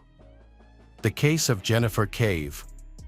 Jennifer Cave was born in March 1984 near Bishop, Texas, to a family living on a modest farm. Her mother, Sharon, remarried, and her father, Charlie, was a welder. He was a good husband and father, but alcohol turned him into a troublemaker. However, when he was sober, he was calm. Despite the family's ups and downs, they remained close. Sharon worked as an accountant at a chemical plant while raising her family. Jennifer, unlike her outgoing siblings, was quite shy. Jennifer loved reading, which helped her develop her intelligence and memory. Despite her lack of self-confidence, Jennifer was active in school sports and social activities. Her father's abusive drinking habits tore the family apart. After her parents divorced, Jennifer and Clayton lived with their father. They felt great sympathy for him and tried to comfort him. Jennifer wanted her father to stop drinking so much that she ignored the fact that he really didn't want to change. For years after the divorce, in 1999, her mother, Sharon, met a new man named Jim Sedgwick. When Jennifer entered her teens, she changed. She got her braces off, got new glasses, and her appearance became much better. Her personality changed along with her new look. She graduated at the top of her class thanks to her intelligence. Jennifer enrolled in Texas State University as a finance major, but quickly became discouraged and dropped out after her first semester. She then attended community college in Austin and worked part-time at a restaurant in the city to support herself. During this time, she dated Mark, a nice guy from a good family. Their relationship could have led to marriage, but Jennifer became addicted to the nightlife. She partied and drank frequently. Her time spent drinking increased, and along with her marijuana use, her bad habits gradually took over her life. Jennifer's life took a turn when she meets Colton Petoniak. Colton Petoniak was born and raised in Bryant, Arkansas. During his youth, he was known as a smart, attractive boy who was popular with many girls. Colton has a passion for skateboarding and playing the guitar. He attends an all-boys Catholic middle school in Little Rock, where he consistently excels academically and is often named honor roll student. In 2000, Colton was one of 7 seniors and one of 166 statewide finalists for the National Honor Society. During his senior year, he began to have problems with alcohol and violence. This was largely due to his involvement with a wealthy youth group. Colton Petoniak was born and raised in Bryant, Arkansas. During his youth, he was known as a smart, attractive boy who was popular with many girls. However, instead of focusing on his studies, he continued his debauched lifestyle. This led to him losing friends and becoming known for his addiction to alcohol and marijuana. He could have had a bright future if not for these self-destructive habits. After being expelled from his fraternity, he began to engage in illegal drug dealing. His family tried to support him through this, even bringing him back home to live with them. In the spring of 2004, Jennifer and Colton met at a party and immediately connected. Jennifer, always optimistic, decided to give their relationship a try, despite the risks involved. Over time, their friendship gradually developed into a romantic relationship. Jennifer began using drugs with Colton. Colton's luxury apartment became their regular hideout for illegal drug use. Jennifer's addiction became more serious. Her parents tried many times to help her get off drugs, even giving her a car in the hopes that she would come home more often. However, every time Jennifer came home, she failed to keep her promise to quit her addiction. During that time, Colton's condition also gradually worsened. He became paranoid and started carrying weapons to create the image of someone with a criminal record. In 2004, Colton was arrested for illegal drug possession. He later entered rehab. Elsewhere, Jennifer's relationship with her family deteriorated when her parents visited her. They were completely shocked to see that Jennifer had lost a lot of weight. Her image was no longer as healthy as before. Refusing the family's advice to go to a drug treatment center upset Jennifer's parents. Because of that, Sharon and her new husband, Jim, made the decision to stop supporting her financially. They hoped that because of that, she would make more efforts to get her life back. Jennifer did not have enough money to survive on her own, so she was forced to live with Colton. However, after a month of living together, she decided to leave due to some unexpected events. Fortunately, a friend helped her not only by providing a place to stay but also by providing emotional support. After a difficult time, Jennifer's life seemed to be back on track. In early 2005, she began a new relationship with a man named Scott, a nice single father. Scott's lifestyle was the complete opposite of Colton's. Scott worked at a restaurant, sang well, and maintained a healthy lifestyle. When she was with him, Jennifer felt better about herself and looked healthier. She took on the role of a housewife and became the ideal mother figure for his daughter. However, she was still ready to leave at any time if Colton called. On another hand, Colton moved to the Orange Tree apartment complex near the university, where there were parties every weekend. His image changed the views of the people who frequented the place. In addition, there were many healthy things. In the comfortable pace of life, he met Laura Ashley Hall. In contrast to Colton, Laura was infatuated with this man and often showed jealousy towards the other women in the group, especially Jennifer. Laura made a different impression on their friends, who wondered why she was so arrogant and often made fun of anyone. Laura, like Colton, also came from a well-off family. She was an active person, participated in many different activities, and was successful in her studies. After graduating from high school, she enrolled in college but soon dropped out, choosing instead a more comfortable job and lifestyle. Later, Laura and Colton began a romantic relationship. She was also deeply attracted to Colton, like Jennifer. However, Laura's friends noticed that she had changed for the worse, becoming more aggressive, neglecting her work, and not taking care of herself. Many suspected that she had also started using illegal drugs. Beside that, Jennifer entered a new chapter after ending her relationship with Scott. She felt that she did not fit in with his family and did not want to cause trouble. However, she still kept in touch with Colton, who was still deeply in love with her. Regarding their relationship, Jennifer just wanted to keep it as friends. She wanted to get a stable job and go back to college. In August, a new opportunity appeared in her life.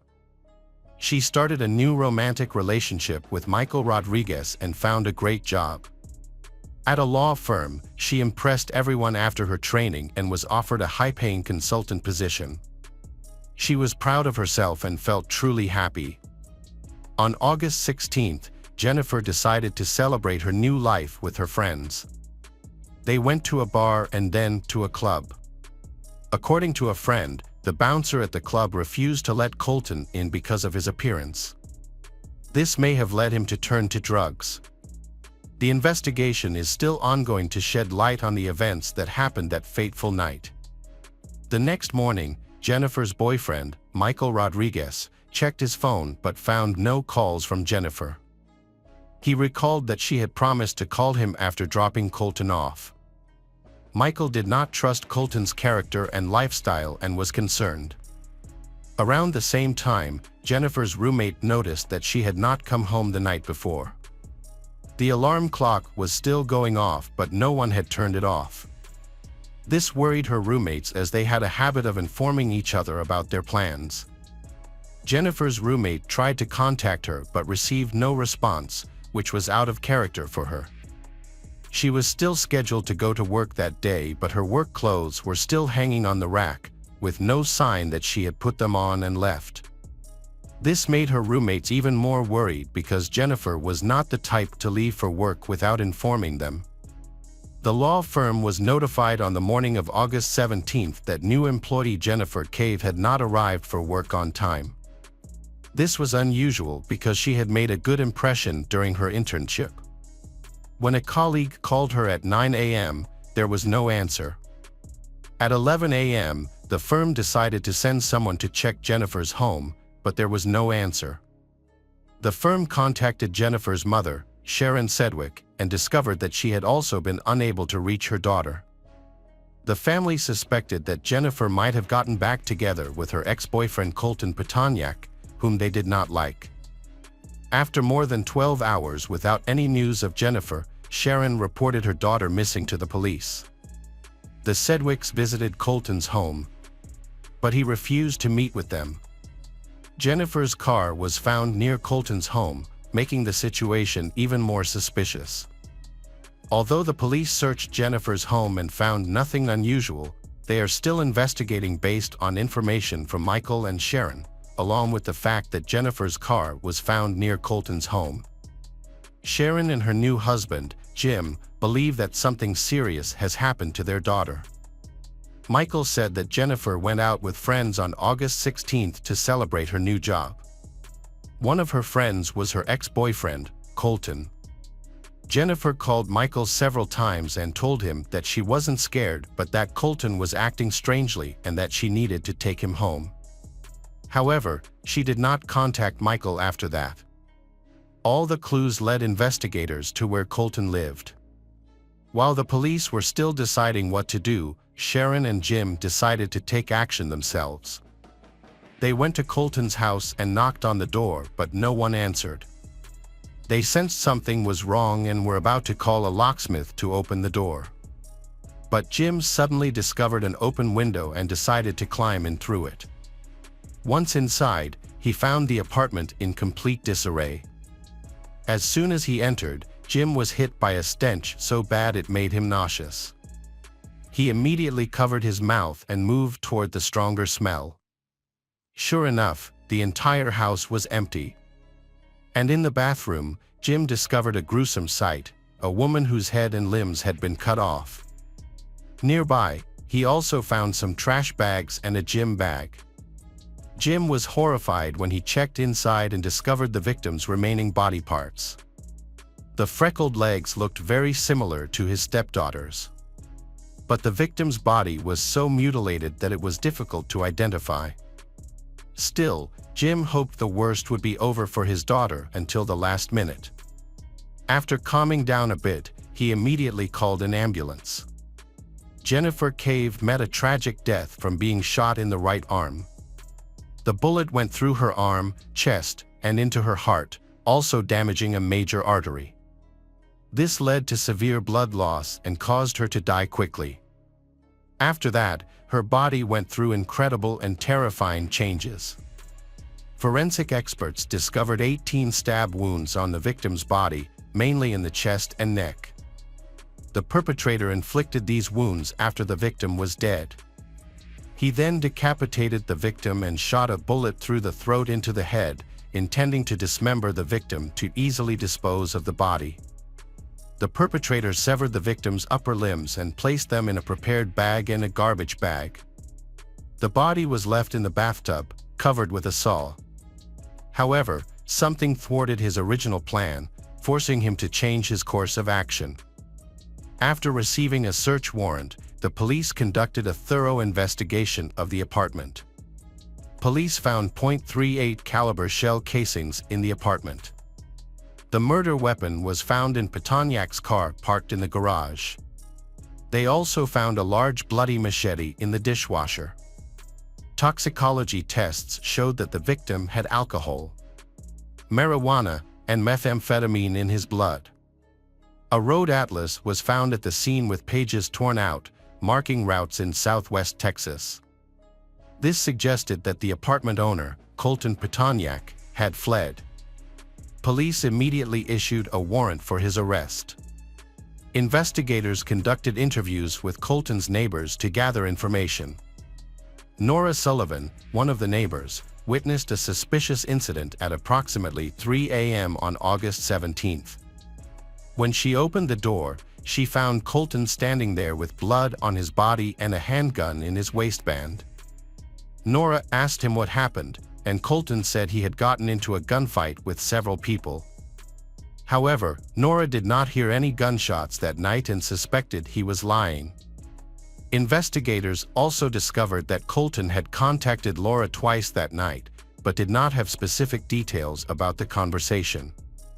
On the morning of August 17th, Colton went to a hardware store and purchased items such as a saw, mask, gloves, and cleaning supplies.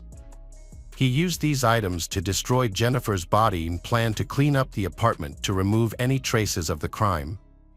However, at that time, the couple Sharon and Jim unexpectedly appeared, possibly scaring Colton into running away, foiling his plan. While investigating Colton's apartment, investigators found a vital clue that led directly to him. He and Laura Hall were spotted in Mexico, where they had crossed the border in her car.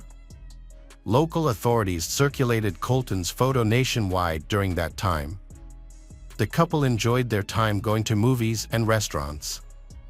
They stayed at a hotel in the border town of Piedras Negras, where an employee recognized him as a wanted man. The employee took a photo of him and sent it to the police. Mexican law enforcement arrested the couple and took them to the border, where U.S. officials arrested them. Laura Hall was released from custody pending further investigation. On August 23, 2005, Colton was charged with the felony murder of Jennifer Cave. A month later, Laura Hall was arrested and charged with tampering with evidence and obstruction of justice. The prosecution presented evidence recovered from Colton's apartment, including a videotape from the store and receipts for the items purchased. Colton claimed he had no memory of the night of the crime due to amnesia caused by excessive alcohol and illegal drug use. He did not initially deny harming Jennifer, but insisted he had no memory. He claimed that he woke up to find his ex-girlfriend's body in the bathroom later that day. After discovering the body, he contacted Laura, who advised him to purchase a saw and cleaning supplies. She helped Colton dismember the victim and hide the parts in bags. The prosecution argued that Laura was responsible for Jennifer's injuries after her death. Colton later suggested that Laura may have been motivated by jealousy and implied that she was involved in the act of revenge. However, both defendants pleaded not guilty. But the evidence of Colton's responsibility was overwhelming. Jennifer's body was discovered in Colton's apartment. His fingerprints and DNA were found on items such as knives, saws, and guns collected at the crime scene. Colton's car also contained weapons related to the crime. He also purchased cleaning supplies from the store. The jury had no doubt about Colton's guilt. On January 29, 2007, Colton was sentenced to 55 years in prison, but could be eligible for parole after serving at least half of his sentence. This means Colton won't be released until 2060 at the earliest. The case against Laura Hall is more complicated. The prosecution argues that she may have acted out of blind love for Colton. Laura's DNA was found on one of the victim's shoes, a shop towel, and even the gun used. However, the defense argues that these traces only prove her involvement in dumping the body, not the initial act. They can't prove she fired the first shot.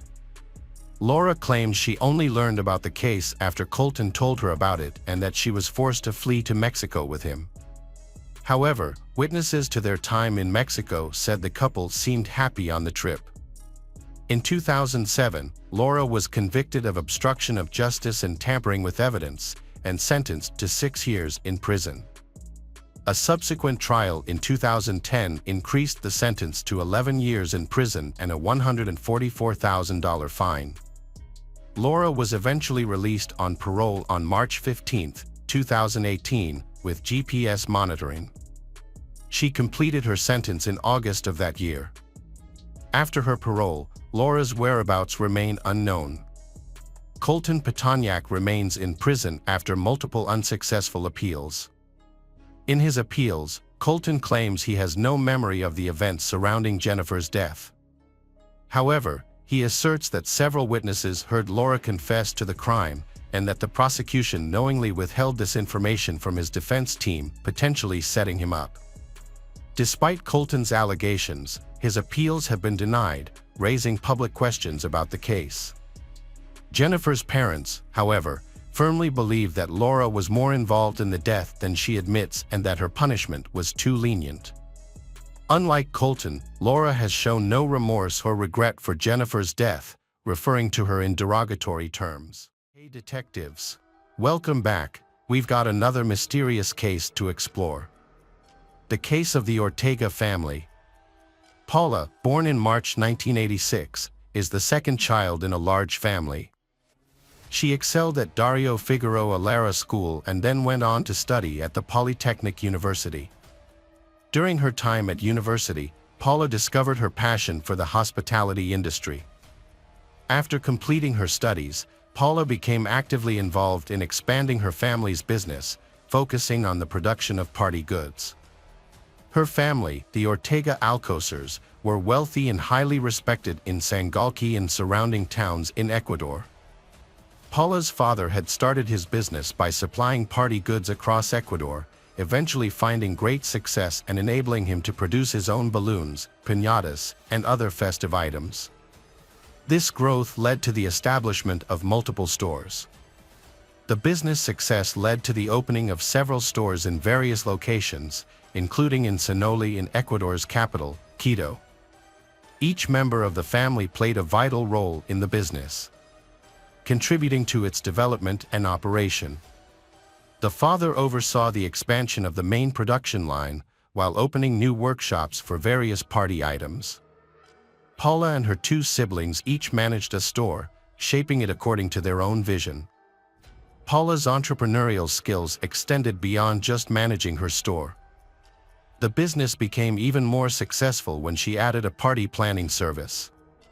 This venture brought her immense joy as it allowed her to bring happiness to people.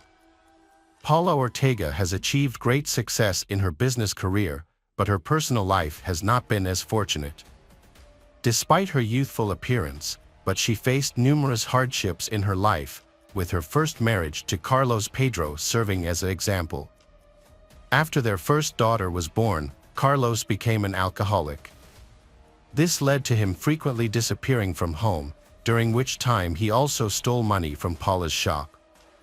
Things got worse when Paula discovered Carlos was having an affair, forcing her to end her marriage to he. During this difficult time, raising her daughter alone, Paula found it difficult to be optimistic to find happiness. However, with her family's emotional support and dedication to work, she eventually regained some stability. It wasn't until 10 years later that Paula met Christian Diego, a young man 4 years her junior. She was initially hesitant to trust him due to what had happened before.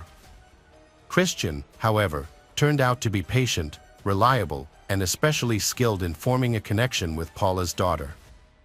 2 years into the relationship, Paula's heart softened towards Christian, and they decided to get married. Christian lovingly Paula's daughter as his own, and soon they welcomed their new daughter, Maria.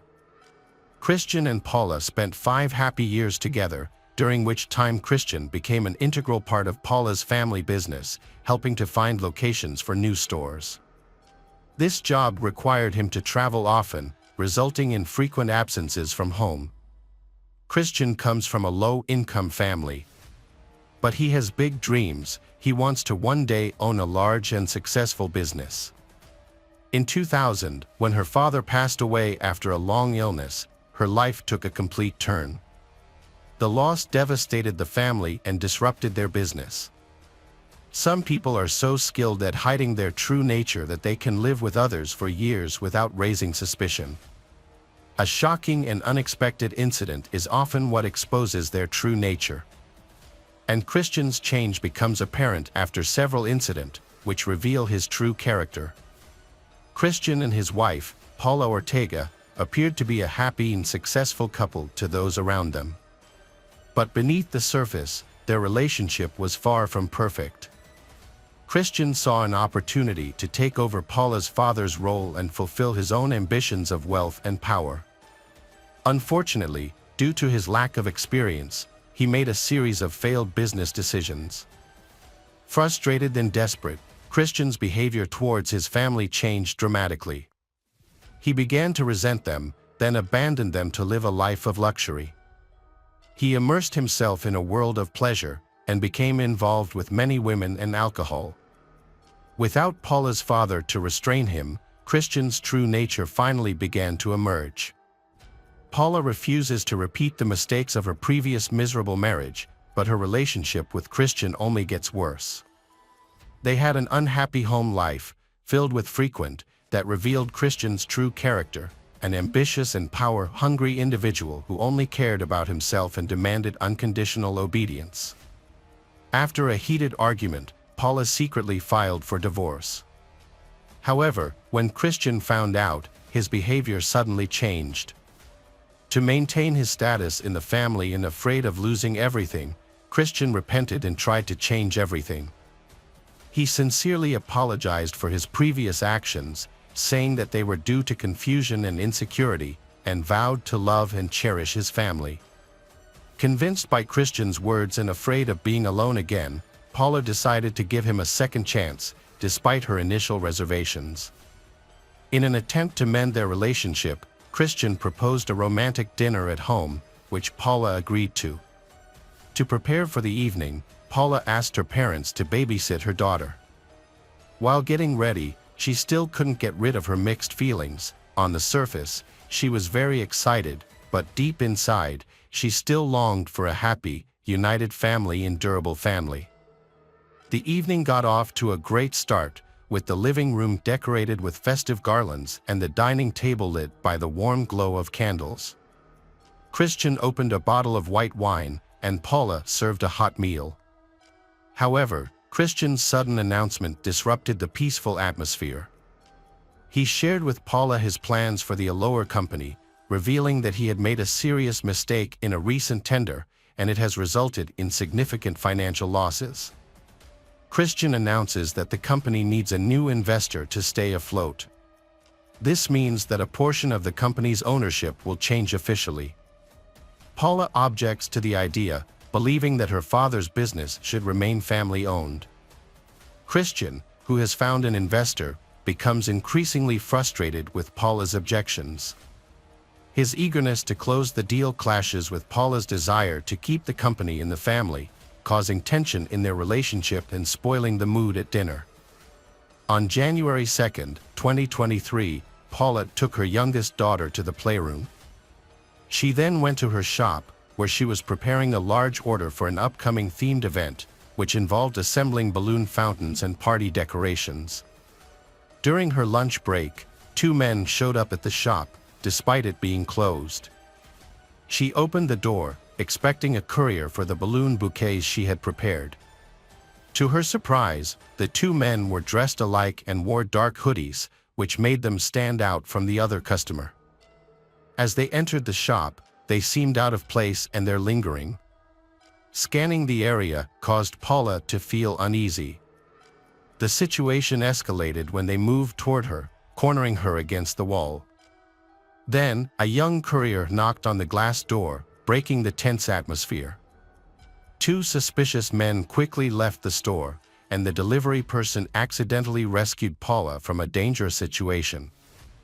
Paula felt a mix of anxiety and apprehension as she handed over the package, then she proceeded to close her shop, wrapping up her day. Her hands trembled as she called her mother, expressing her fear over the phone. Although her mother advised reporting the incident to the police, Paula declined. Maybe she was just scared, and no harm actually happened. The rest of the day, Paula's thoughts were consumed by the strange encounter and her husband Christian's recent behavior. Seeking comfort, she took a walk around the city, stopping at a cafe for coffee and then visiting her sister, where they shared a cup of fragrant tea. As they talked, Paula opened up to her sister about the frightening encounter at her shop and her troubled marriage.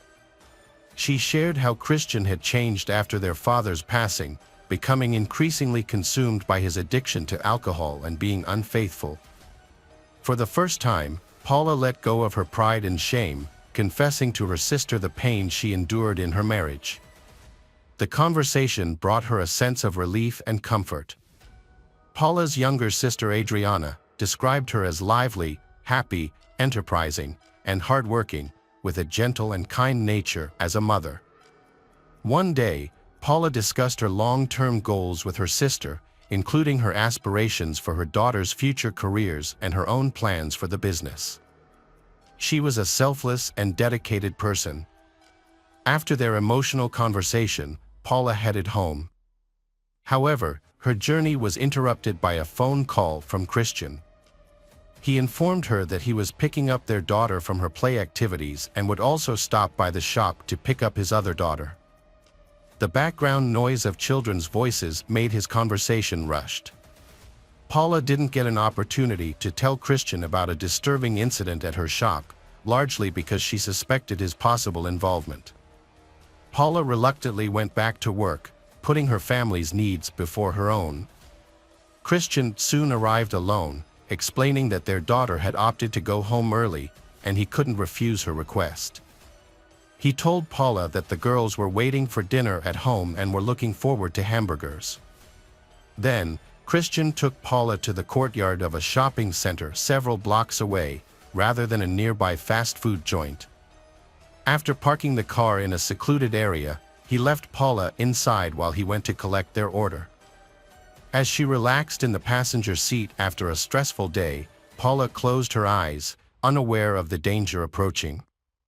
Two familiar figures soon appeared near the car, talking loudly and circling the vehicle. Paula recognized them as the unexpected visitors who had been to her shop. She tried to remain calm, trusting that the car was secure and Christian would return soon. However, the car's lights suddenly flashed, and the door locks disengaged. Panicked, Paula scrambled to the back seat, hiding between the seats and covering her head with her arms. Unfortunately, she was trapped with no escape. One of the intruders took the driver's seat, and the other got into the back seat. There, he pinned Paula down, making her situation worse. She then felt a warm liquid flowing down her arm, and shortly after, she lost consciousness. Paula sustained severe injuries, including 11 knife wounds on her neck and 2 on her face. A violent attack left Paula heavily injured and her assailants fled the scene. 7 minutes later, Christian returned to the car and witnessed a horrifying scene. The inside of the car was covered in blood.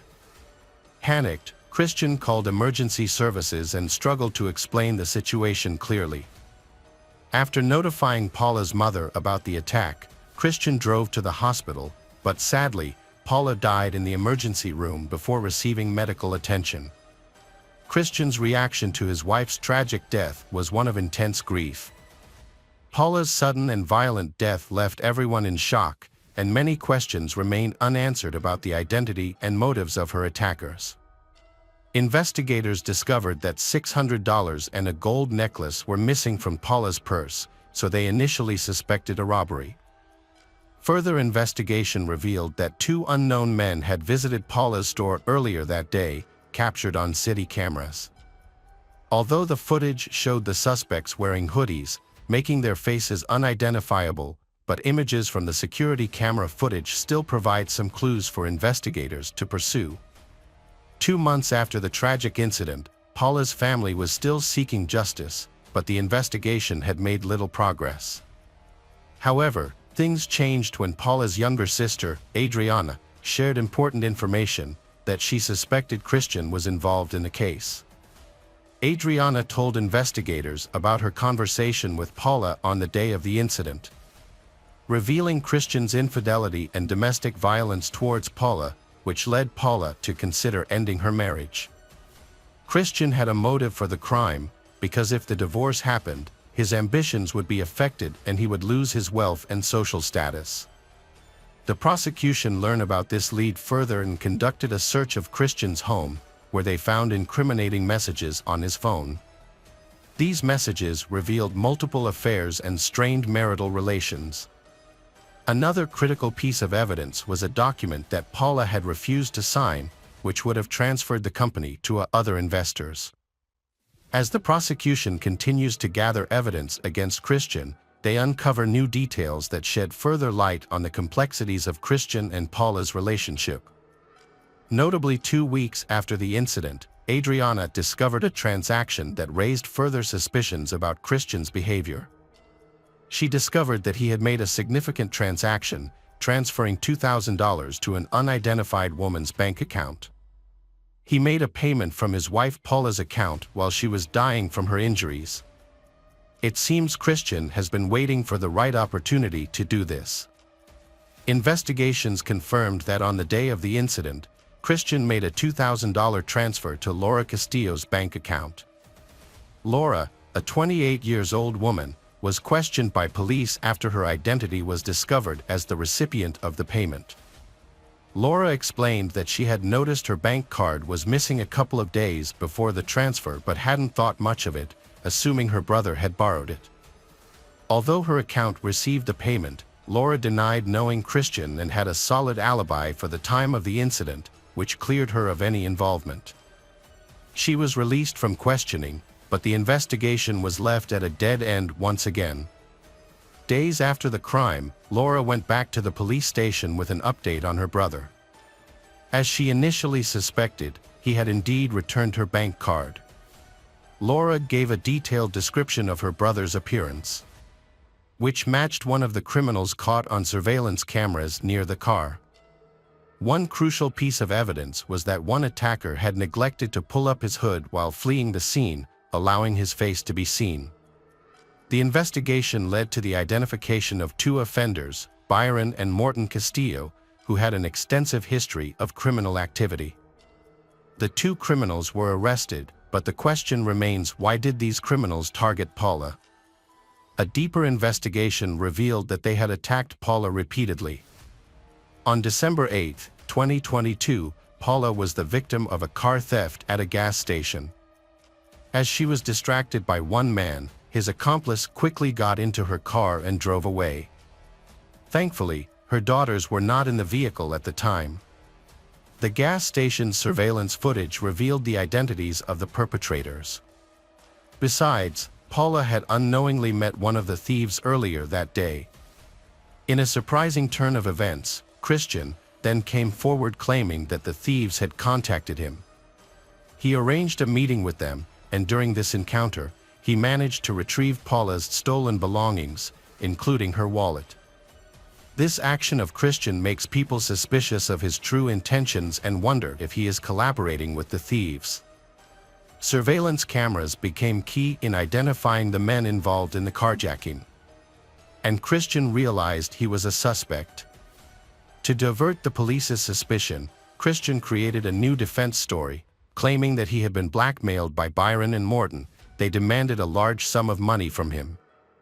However, before he could make this statement, the police acted quickly by questioning Byron and Morton separately and only telling one of them that the other suspect had confessed. The police obtained a confession from Morton. According to Morton's statement, Christian had paid them $2,000 over 2 months before to kill his wife, Paula, with the promise of an additional $2,000 after the murder. During a reenactment of the crime, Morton showed how he inflicted 11 fatal knife wounds on the Paula. With the crime exposed, Morton callously revealed all the details about his and Christian's arrangement. Morton exposed that the car theft and the attack on Paula's shop were also tactics used by Christian to intimidate her. Fortunately, Paula survived for a few hours longer than planned. On November 29, 2023, the 3 suspects, Christian, Byron, and Morton, appeared in court. The prosecution presented a detailed account of the incidents on the day of the murder, compiled from multiple sources. Surveillance camera footage from the area where Christian parked his car was analyzed using forensic techniques. The footage revealed a disturbing series of incidents. In the video, Christian is seen leaving his car and walking towards an elevator in a nearby shopping center. Soon after, Christian is seen remotely unlocking his car from a distance, allowing 2 accomplices, Byron and Morton, to enter the vehicle and attack Paula. The prosecutor's report highlighted Christian's unusual behavior after the attack. Surveillance videos showed him pacing back and forth, making phone calls, and even approaching and then retreating from the car. When he found his bleeding wife, he displayed no signs of shock or a sense of urgency to get her medical help. According to the videos, during the first 4 minutes after the attack, Christian's actions were calm and deliberate. He callously handled financial transactions, paying Byron and Morton for their role in the assault, while Paula lay bleeding in the car. At the time, she was still alive. Paula's family lawyers used this footage as evidence, urging the court to consider it as an aggravating factor in the crime. Christian dropped off Byron and Morton near Paula's store before the attack. However, these individuals arrived at the store earlier than expected, suggests that the original murder may have been planned for the store's closing time, when Paula was alone and eating lunch. The sequence of incidents presented in court during Christian's trial indicates that the crime was premeditated. Several hours before the 1:30 p.m. attack, Prosecutor Marlon Calderon pointed out inconsistencies in the suspects' actions, highlighting the question of how they knew Paula would be at the store at that time, unless they had been following them. Furthermore, Christian's behavior was scrutinized as evidence of his involvement in the crime. Notably, he was observed not fully closing the car window and unlocking the doors near the store. Additionally, he was seen pacing back and forth multiple times before assisting his wife and making phone calls, rather than immediately seeking medical attention at a nearby clinic. These actions are central to the case against him, which accuses him of orchestrating the murder of his wife, Paula. Testimonies from 10 witnesses, including neighbors, friends, and acquaintances, revealed Christian's true motives and objectives. He tried to pressure Paula into transferring her shares in the company because he could not sign a legal contract, but his efforts were unsuccessful. Although Christian did not physically harm Paula, he inflicted severe psychological abuse on her, artfully concealing it under the guise of a perfect family life. The Prosecutor General's report stated that video evidence implicated Christian as the mastermind behind the crimes, leading to his isolation. This measure is not an arrest warrant but a precautionary step to curb his threat to society. After this incident, Christian was accused of orchestrating his wife's death. His defense team tried their best to defend that he was innocent. However, they were unsuccessful in refuting key evidence, including surveillance footage and falsified company transfer documents. The defense team then changed their strategy, attempting to depict Christian as suffering from a mental disorder. Multiple psychiatrists evaluated Christian, but ultimately, he was deemed competent to stand trial. With the gravity of the situation becoming increasingly clear, Christian's defense counsel advised him to flee the country. They asked if his passport was ready and suggested that he purchase a ticket to Panama for the next day. However, this plan to evade justice ultimately failed. Christian's search for Central American flight tickets initially raised suspicion with the authorities. Following this discovery, the prosecutor quickly ordered an 8-hour detention of Christian. This was succeeded by the presentation of charges and the disclosure of case details to a specialized domestic violence judge, preceding the trial. Christian was held in pre-trial detention as the alleged mastermind behind an extreme act of violence that left 2 young children without a mother and their family to grieve. The Paula Ortega family demands justice for this heinous crime, emphasizing the immense pain and suffering inflicted on their children and the devastating loss they endured. After the case was widely publicized, the jury delivered a guilty verdict, finding Christian and his 2 accomplices, Byron and Morton, committed a brutal, intentional and carefully planned crime. As the trio showed no remorse, Christian and Byron and Morton were ultimately sentenced to 26 years in prison. The municipal authorities of Rumanawi are deeply saddened by the loss of Paula. They expressed their heartfelt condolences to her family and friends. Paula was a highly respected businesswoman, a loving friend, mother, and wife who played a vital role in the development of the canton and bringing prosperity to those around her. Hello again, true crime fans. We've got another mysterious case to explore. The case of Anupama Gulati. Anupama, who lives with her husband and 2 children, was born and raised in Dehradun, but her parents and brother were often worried because they could not reach her on the phone. Since her family used to call her frequently, this loss of contact worried her family. Anupama's brother, Sujan Pradhan, decided to call Anupama's husband, Rajesh Gulati, whom she had been married to since 1999, to ask about his sister. However, every time Sujan Pradhan called, Rajesh would say that Anupama was either busy or had gone on a business trip. This went on for about 2 weeks. During this time, Anupama contacted her brother via email, informing him that she was completely fine and very happy with her husband and 2 children. This reassured her family. However, when they continued to be unable to reach Anupama on the phone, her parents asked Sujan Pradhan to go to Dehradun and meet Anupama. On December 12, 2010, when Sujan Pradhan went to Rajesh's house, Rajesh greeted him unfriendly and said that Anupama was elsewhere and he could not meet her right away. On the other hand, Sujan Pradhan tried to break into Rajesh's house, leading to heated arguments between the two. However, Rajesh did not allow Sujan to enter the house. When Sujan asked Rajesh about Anupama, Rajesh did not provide a satisfactory answer.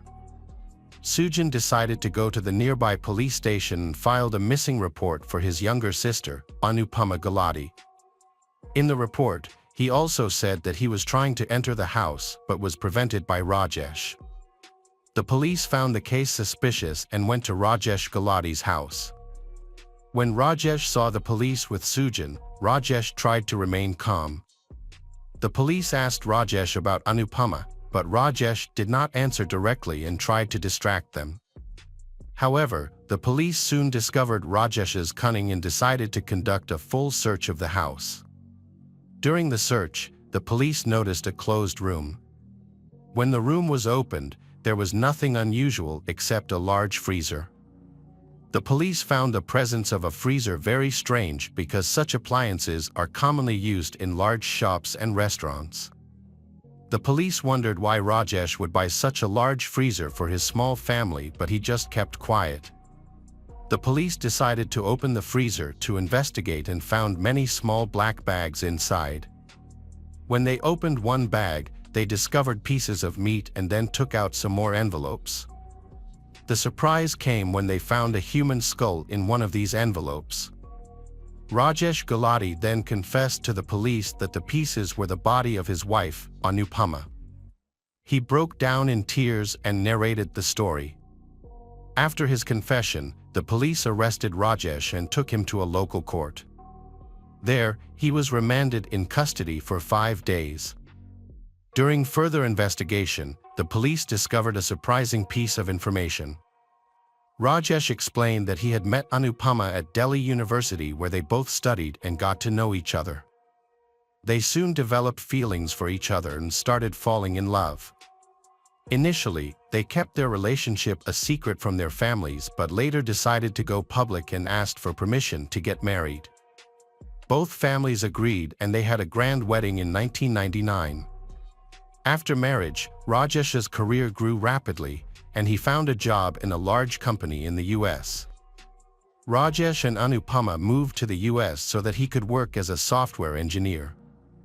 They were living comfortably now, and they had bought a house, which meant that their finances were stable. However, after a few months, Anupama started feeling lonely because Rajesh often went to work every day and she had to stay home alone. During her boredom, Anupama often contacted a close friend of Rajesh's. Later, Rajesh found out that Anupama had become close friends with a close friend of his. Rajesh felt uncomfortable knowing that Anupama and his friend were talking on the phone frequently. This caused many arguments between them. Rajesh asked Anupama many times to stay away from his friend, but she did not listen. This made the situation worse in their home. However, in 2006, Anupama gave birth to twins, and the birth of a daughter and a son brought happiness and harmony to the family. While living in the US, Rajesh and Anupama enjoyed a fairly comfortable life. However, that was completely disrupted in 2007 and 2008 when the US fell into an economic recession, leaving many unemployed. Rajesh, after trying to keep his job for a while, also fell into unemployment. To sustain the family, Rajesh used his savings, but as the situation could not last forever, the savings eventually ran out. At that time, Rajesh had no choice but to sell his house in the US. After selling the house, Rajesh decided to return to India with his family. However, Anupama continued to keep in touch with Rajesh's friends over the phone, and this caused a major argument that led to a conflict between Rajesh and Anupama. The arguments escalated and the couple took the matter to the family court. The court eventually decided that Rajesh would provide Anupama with 20,000 rupees per month to meet their expenses. Thereafter, Rajesh and Anupama lived together in a rented flat for a few months in a place called Governor. After some struggle, Rajesh got a job in a big company in Kolkata, about 990 miles away from his home. For the sake of his job, Rajesh had to leave his wife and 2 children and start a new life in Kolkata. In Kolkata, around 2009, Rajesh met a married woman who was suffering from an unhappy marriage. Her husband was not good and often abused her. When Rajesh heard the story of this woman, he felt sympathy for her and gradually, the two became close friends. Gradually, their friendship developed into love. After some time, they decided to marry each other secretly at a temple in Kolkata, without informing any of their family or friends. Rajesh returned to his normal routine after his second marriage. He maintained regular contact with his first wife, Anupama, went to work daily, and kept his second marriage a secret from everyone. However, Anupama noticed changes in Rajesh's behavior and suspected that he was involved with another woman in Kolkata. But she was unaware that Rajesh had actually remarried. The couple continued to argue over this issue and their relationship became so strained that Anupama started thinking about divorce. However, Rajesh successfully convinced Anupama and they did not go through with the divorce. But when Rajesh failed to pay Anupama, the court ordered maintenance of 20,000 rupees. These financial disputes finally reached a boiling point on October 17, 2010, when Rajesh and Anupama had a huge argument. Rajesh becomes enraged and violently pushes his wife, Anupama, causing her head to hit the corner of the bed. As a result, she starts bleeding profusely. Initially, Rajesh is shocked, but moments later, he lifts a pillow from the bed and uses it to smother Anupama. However, unbeknownst to Rajesh, Anupama is already deceased. Rajesh then frantically searches for a place to hide his wife's body, aware that his children will soon return home from school. With time of the essence, he moves Anupama's body to the second bathroom in the house and locks the door. As he tries to devise a plan to dispose of the body without arousing suspicion, his children arrive home from school and ask about their mother. Rajesh fabricates a story, telling them that their mother suddenly left for Delhi. Rajesh's children believe their mother, Anupama, had gone to visit their grandparents in Delhi. However, Rajesh had other plans. While the children were in school, he went to the market and purchased several items, including a deep freezer, an electric chainsaw, a stone cutter machine, and small black envelopes. When Rajesh brought these items home, he hid them in a separate room. When the children left for school the next day, Rajesh began the gruesome process of dismembering Anupama's body with an electric saw. He closed all the doors and windows to block out the noise. According to Rajesh's statement, Rajesh cut Anupama's body into 72 pieces. He then placed each piece into black bags and carefully stored the bags in the deep freezer to prevent the smell of the deceased from spreading. This process took Rajesh several days to complete. During this time, Rajesh continued to deceive Anupama's parents and brother by making excuses whenever they called, unaware of the horrific events unfolding at his residence. Rajesh took steps to cover up Anupama's disappearance by making excuses to their neighbors and telling their children that their mother had traveled to Delhi. He also had access to Anupama's email account, which allowed him to maintain communication with Sujan Pradhan, Anupama's brother, making it seem as though Anupama was still alive. Following the murder, Rajesh took the children on a weekend trip to Mussoorie in Uttarakhand. During the trip, he would collect 2 or 3 envelopes from the fridge containing pieces of Anupama's body and dispose of them in the forests or gorge along the way. This revelation shocked everyone, and the police began searching the areas where Rajesh claimed to have disposed of Anupama's remains. After an extensive search, the police found some black bags containing body parts in the surrounding forests and gorge. Based on this evidence, Rajesh Gulati was arrested and sent to jail. Rajesh Gulati's twin children were sent to Delhi to live with Anupama's brother, Sujan Pradhan. A court had granted Sujan official custody of the children on March 7, 2011. Rajesh Gulati's father, Satyapal Gulati, appealed this decision but was unsuccessful. On November 3, 2012, the court dismissed his appeal and confirmed that Chari would retain custody of the children. Evidence provided by the police revealed the horrific nature of the crime. Rajesh Gulati had brutally murdered his wife and then cut her body into 72 pieces. After a 7-year trial, Rajesh Gulati was found guilty and sentenced to life imprisonment on September 1, 2017. He was also ordered to pay a fine of 1.5 million rupees. The court ordered that 70,000 rupees of the fine would go to the state treasury, while the remaining amount would be deposited in the names of the twin children. The children would have access to this money only after they came of age. Rajesh Gulati was sentenced in a lower court, but he appealed this decision in a higher court in 2018.